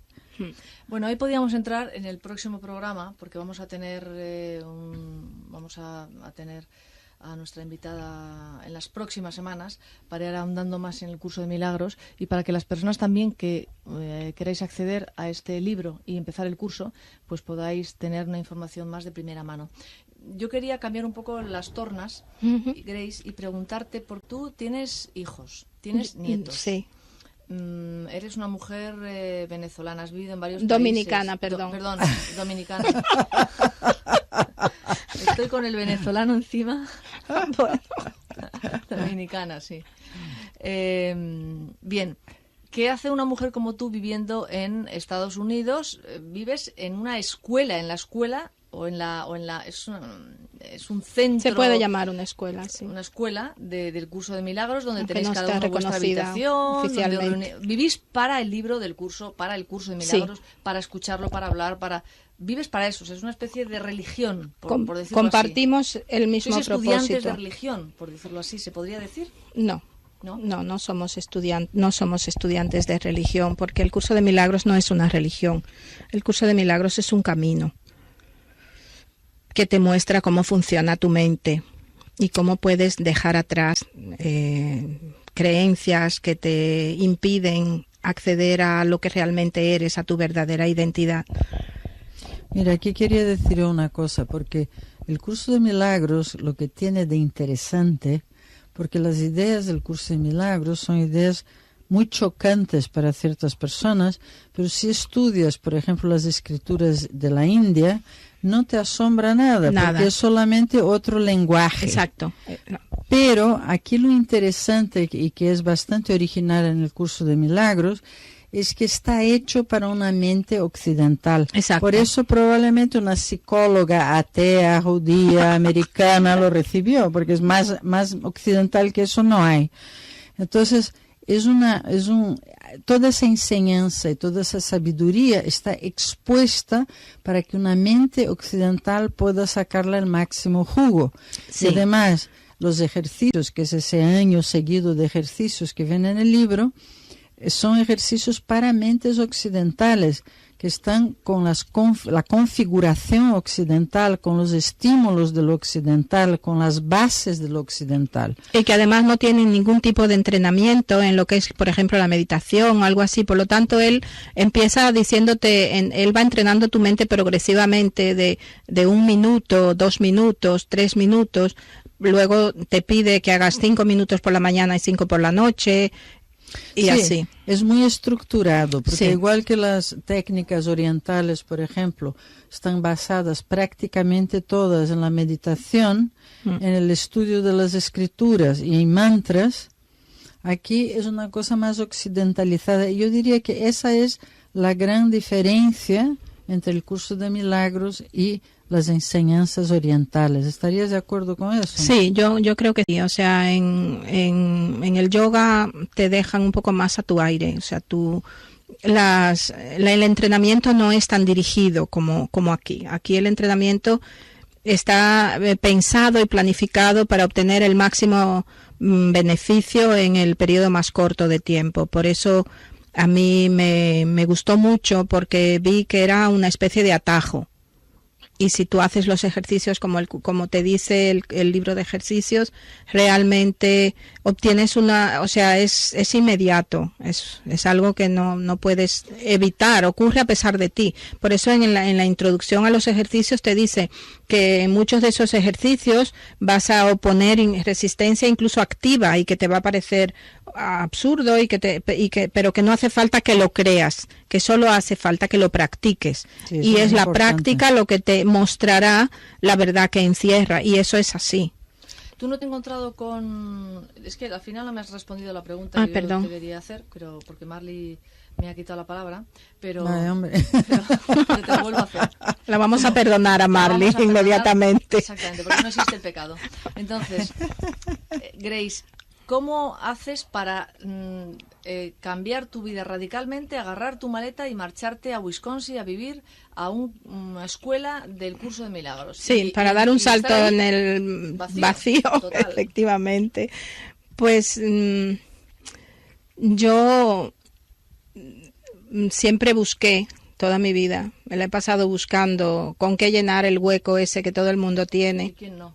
Sí, ese hueco que todo el mundo tiene, y que nos enredamos en actividades diversas y constantes y permanentes para taparlo y para, como dice el curso de milagros, para callar nuestras lágrimas constantemente. Y lo intenté todo, el matrimonio, los hijos, la cultura, la literatura, la pintura, o sea, todo lo que estaba a mi alcance, pero realmente no funcionó muy bien nada.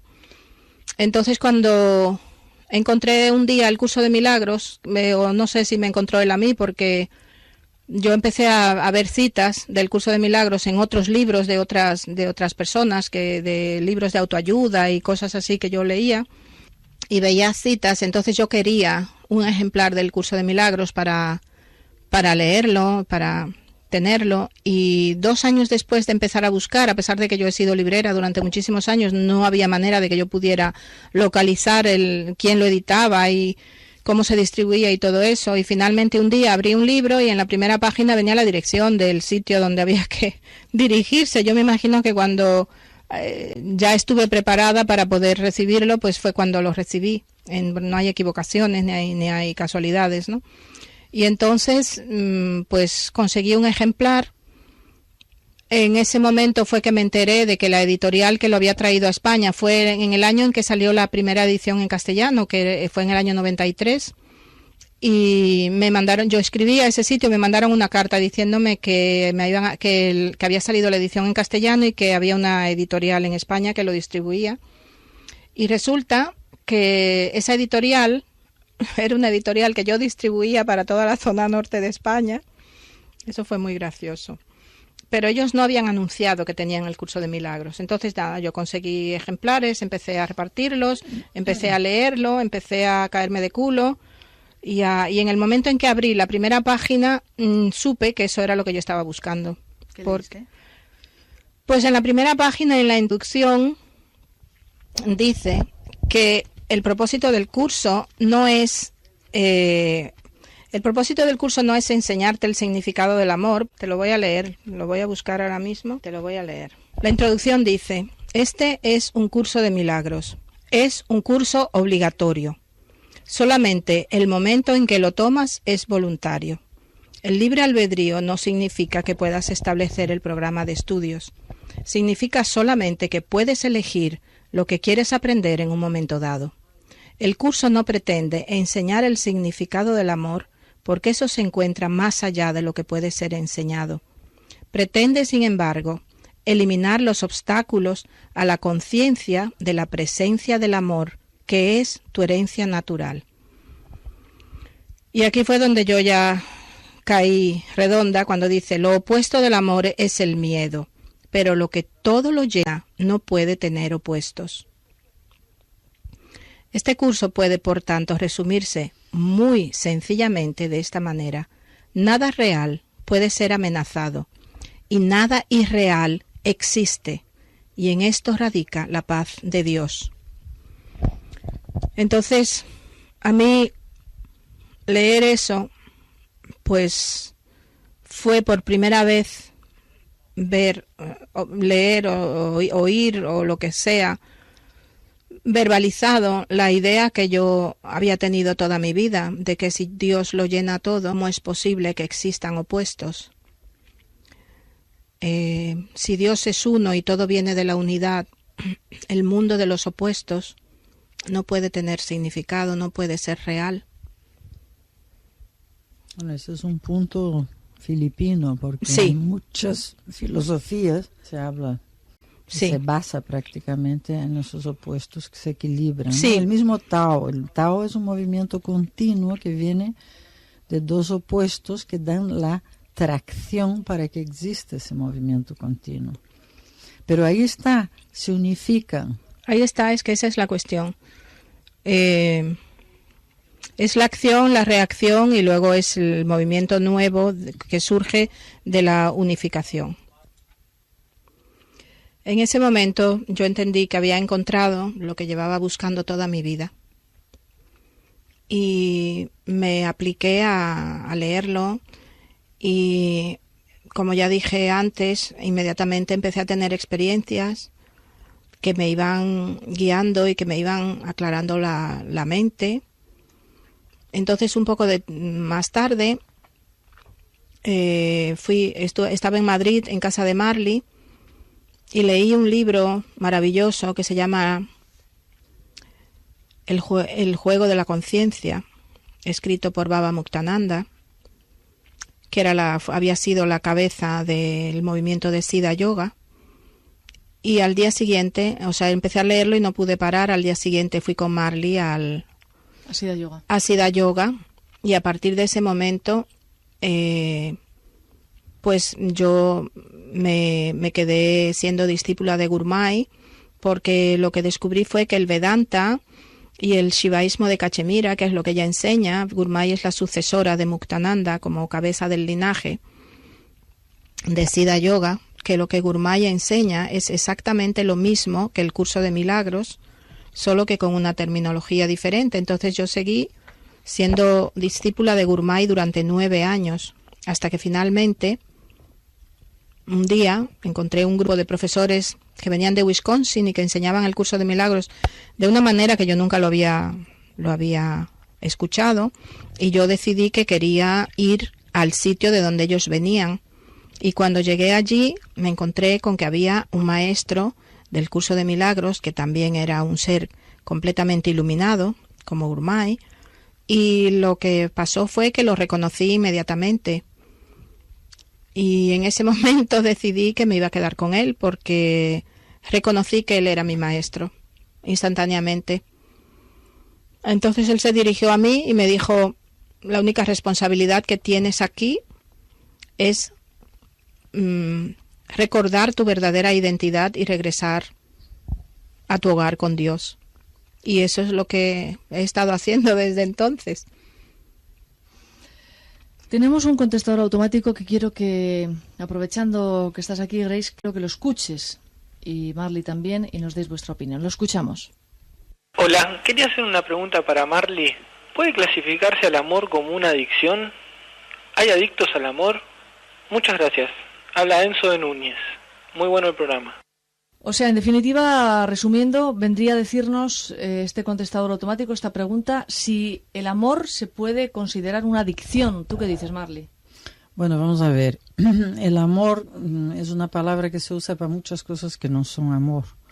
Entonces, una adicción es una cosa que evidentemente basta que hables esa palabra adicción y ya sabes que no es, porque libertad y amor verdadero son sinónimos, van juntos de la mano, mientras que la posesividad no tiene nada que ver con el verdadero amor. Una cosa es que yo te quiero para mí, para llenar mi hueco que tengo, el hueco que hablamos antes en el programa, lo puedes llenar de muchas cosas, sobre todo de personas, y entonces sí, se transforma en una adicción, en una posesividad, en una cosa que en realidad es una enfermedad, es enfermizo. La posesividad es una cosa enfermiza, basada en que yo no estoy llena de mí mismo, yo no estoy consciente de quién soy, no sé quién soy. Como creo que soy un cuerpo, que soy una persona que anda por aquí, que no tiene ninguna enjundia y ninguna conexión espiritual, entonces trato de llenarme o de personas o de cosas o de comida o de regalos, de lo que sea, algo para llenar ese hueco. Y entonces llamo amor una cosa que no tiene nada que ver con amor y puede volverse tremendamente adictiva y por lo tanto tremendamente autodestructiva. Pero eso no es el verdadero amor. El verdadero amor no tiene sombra, porque es un sentimiento de libertad. O sea, si tú amas de verdad, tú das libertad a la persona y por lo tanto no puedes estar adicta a la persona. ¿Tú qué dices, Grace? El amor, o sea, la adicción también es algo que se caracteriza por la obsesión. Es algo obsesivo, es adictivo precisamente porque es obsesivo. Pretendes obsesivamente llenar el hueco con diferentes cosas. El con qué pretendas es exactamente lo que no tiene importancia, porque lo puedes llenar con chocolate, o lo puedes llenar con deporte, o lo puedes llenar con trabajo. O con ideas. O lo puedes llenar con sustancias y entonces se convierte en una droga, adicción. Hay distintas formas en que todo el mundo intenta hacer esto, ¿no? En realidad lo que todo el mundo anda buscando por debajo de cualquier cosa es la experiencia de la plenitud. Yo creo que Dios es amor.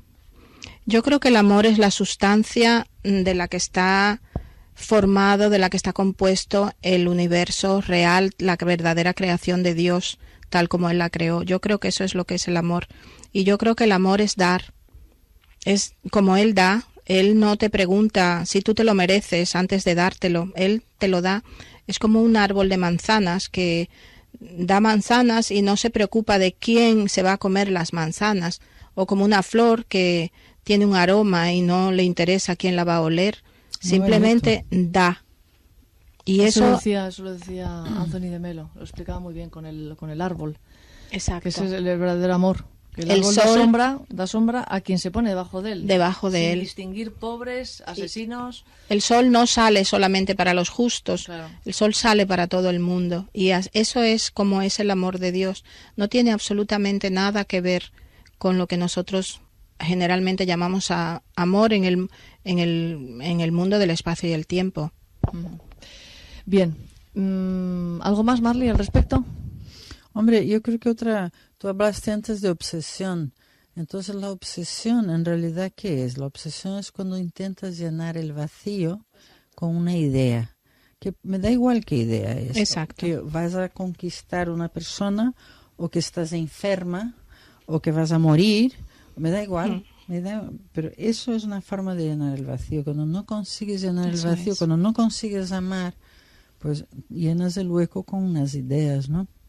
Y la idea de amor es una idea grande, porque nuestra sociedad pues cultiva mucho, ¿no?, el amor romántico.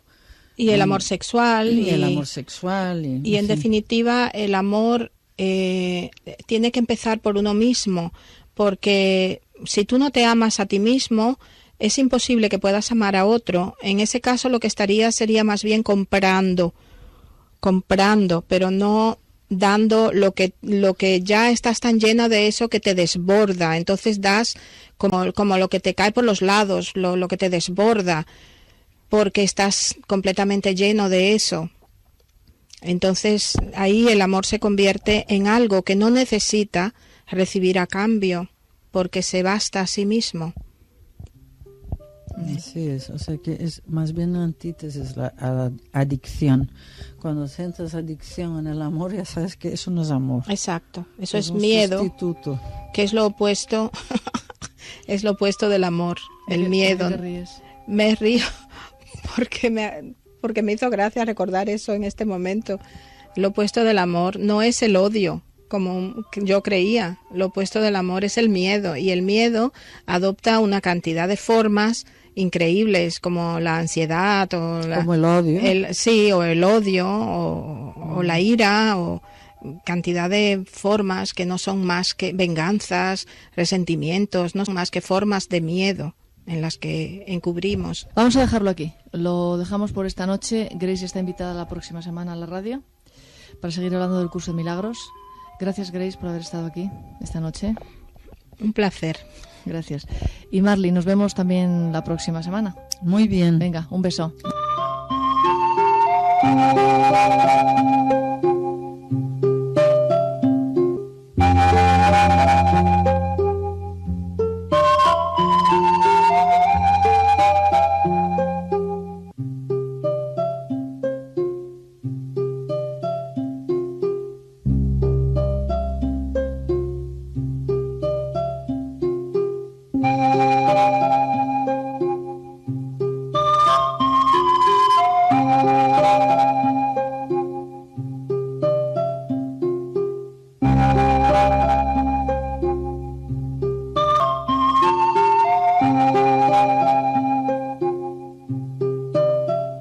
En La Voz de la Noche queremos escuchar tu voz. Marca el 4999-4000.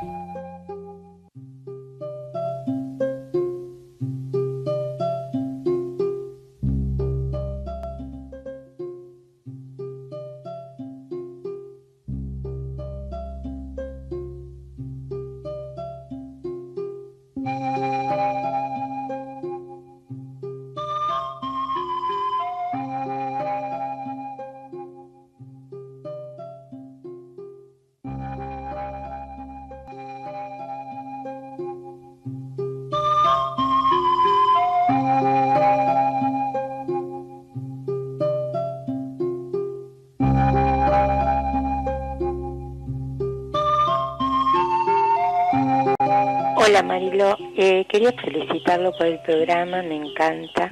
A veces no salgo los sábados para escucharlos. Me llamo Teresa Pinazo y bueno, y le mando un beso grande y me ayudan mucho. Chao, gracias.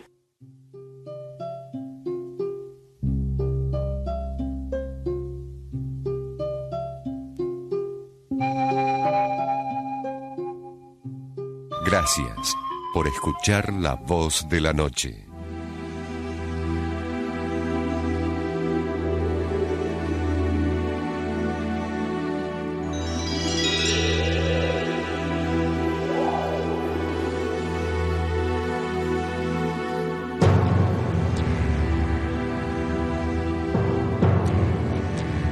Y cerramos el mes, último día del mes en La Voz de la Noche.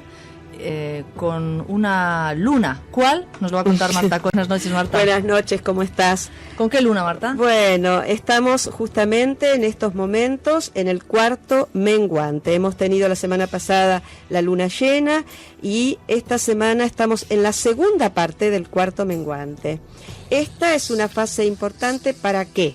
Para desintoxicar, desasimilar, sacar para afuera. Ideal para las dietas. ¿Te acordás que habíamos dicho que en el creciente no era bueno hacer dietas porque no adelgazábamos? Pero ahora justamente en esta etapa sí. Entonces es muy positivo prepararnos para los procesos de eliminación. Marta, nos has hablado la semana pasada del signo de Aries, sí, y de cambios y de terminaciones de etapas y comienzos de otras etapas. ¿Nos lo puedes aclarar un poco más? Sí, por supuesto. El signo de Aries es un signo que está relacionado con el fuego, con el elemento fuego y la modalidad cardinal. ¿Qué quiere decir esto? Que es un signo que se basa en impulsos. Es un signo que tiene poca capacidad como para estar pensando desde la lógica, sino que piensa desde la intuición, piensa desde el instinto que le nace internamente. Es un signo que necesita exteriorizar lo que siente, es sumamente creativo, no le gusta repetir historias que otros ya han hecho, es pionero, es abridor de caminos. Es decir, al signo de Aries, por ser el primer signo del zodíaco, le corresponde realmente abrir con mucha fuerza sus caminos para que otros lo sigan, pero no para que otros lo sigan haciendo a pie juntillas lo que han hecho, sino la idea de abrir caminos es como desmalezar, ¿no? Sacar los yuyos que hay adelante y entrar y en cierto modo, yo diría como a los que llegan o a los que vienen atrás, es como que se aliviana el camino. Es el pionero, es el primer signo, por lo tanto tiene una fuerza muy arrolladora y va siempre hacia adelante. No le interesa tanto estar pescando qué pasó en el pasado, sino mirar al futuro, y es un adelantado. Es decir, es aquel que se adelanta a los hechos y por eso también es pionero. ¿Y algún ritual que nos puedas recomendar? Sí, bueno, para esta semana yo había pensado algo que me parece interesante y que es un ritual, pero es un ritual más interno y tiene que ver con esto. Yo había pensado que ya que estamos en esta luna menguante y que sirve mucho para sacarnos cosas de adentro, bueno, había pensado en regalar.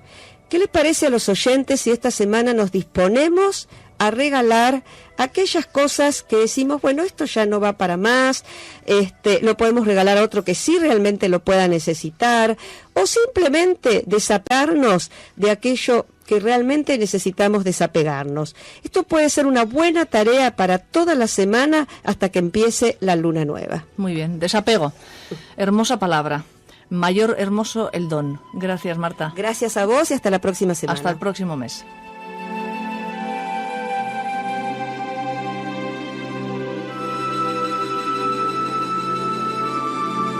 En La Voz de la Noche queremos darte una salida, una alternativa, encender una luz en el camino hacia vos.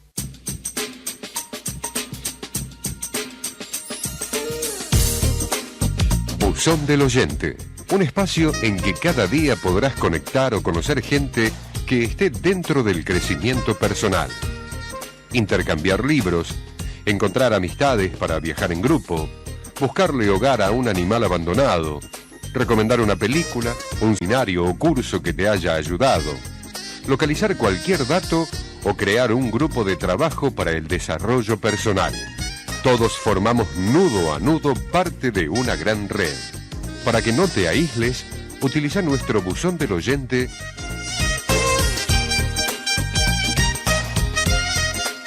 Sí, buenas noches. Este mensaje va dirigido al buzón del oyente. Mi nombre es Ricardo Luis Cruzeira, soy psicoterapeuta transpersonal de la ciudad de Pergamino y se me ha ocurrido iniciar el club de oyentes de La Voz de la Noche. El club de oyentes de La Voz de la Noche. Para esto he abierto una casilla de correo electrónico donde me gustaría que todos los oyentes escribiesen. La casilla es cofradía de la voz todo junto en minúscula, cofradía de la voz @yahoo.com.ar. Repito, cofradía de la voz @yahoo.com.ar. Espero que me escriban y yo me comprometo a ponerlos en comunicación entre todos los oyentes.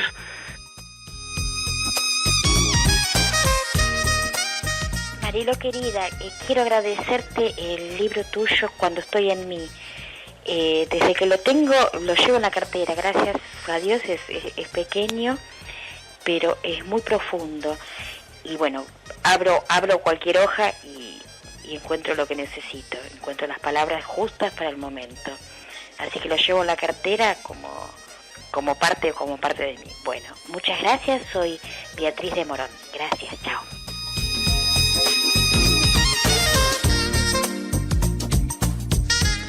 Gracias a Beatriz. Es la primera vez que se habla de este libro que escribí yo, efectivamente, en La Voz de la Noche. No sabía que había algún oyente que lo había comprado o que lo tenía. Es un libro pequeñito que se titula Cuando estoy en mí. Bueno, pues si queréis adquirir este libro, si queréis las grabaciones del programa La Voz de la Noche, o si queréis cualquiera de los CDs de meditaciones que salen en este programa, podéis hacerlo dejando vuestro número de teléfono en la línea 49994000. 49994000. Es un libro pequeñito que tiene, cada página tiene muy bien ilustrado, muy bonito ilustrado, con fotografías, y cada página tiene una frase. Y la idea, supongo que es lo que Beatriz está haciendo, es que tienes que tomar una decisión o quieres una respuesta a algo y abres al azar y te sale una palabra, una frase en esa página. Esa es la idea de Cuando estoy en mí, que escribí ya hace años. Bueno, muchísimas gracias, Beatriz. Tenéis el buzón del oyente a vuestra disposición, por favor, y ese encantador hombre que quiere crear un club de fans de los fans, o sea, todos vamos a ser fans de nosotros mismos y de nosotras mismas. O sea que en ese sentido me alegro mucho de que podamos unirnos de esta manera en la radio, en esa cofradía que puede ser la unión de todos los oyentes. Alguien que se responsabiliza de responder y de ponernos a todos en contacto. Yo me incluyo como fans de los fans.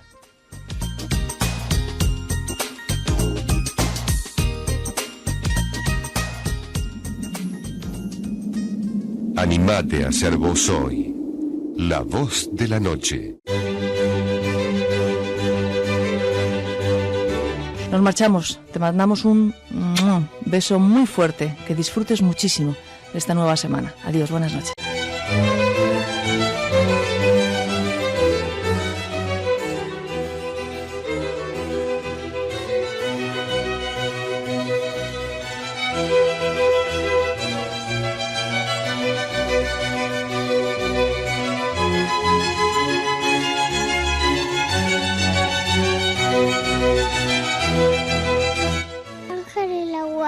Dulce compañía, no me desampares ni de noche ni de día, no me dejes sola que sin ti me perdería. 4 esquinitas tiene mi cama, 4 angelitos guardan mi alma, 2 en la cabecera, 2 en los pies y otro que me quiere y me cuida también. Buenas noches.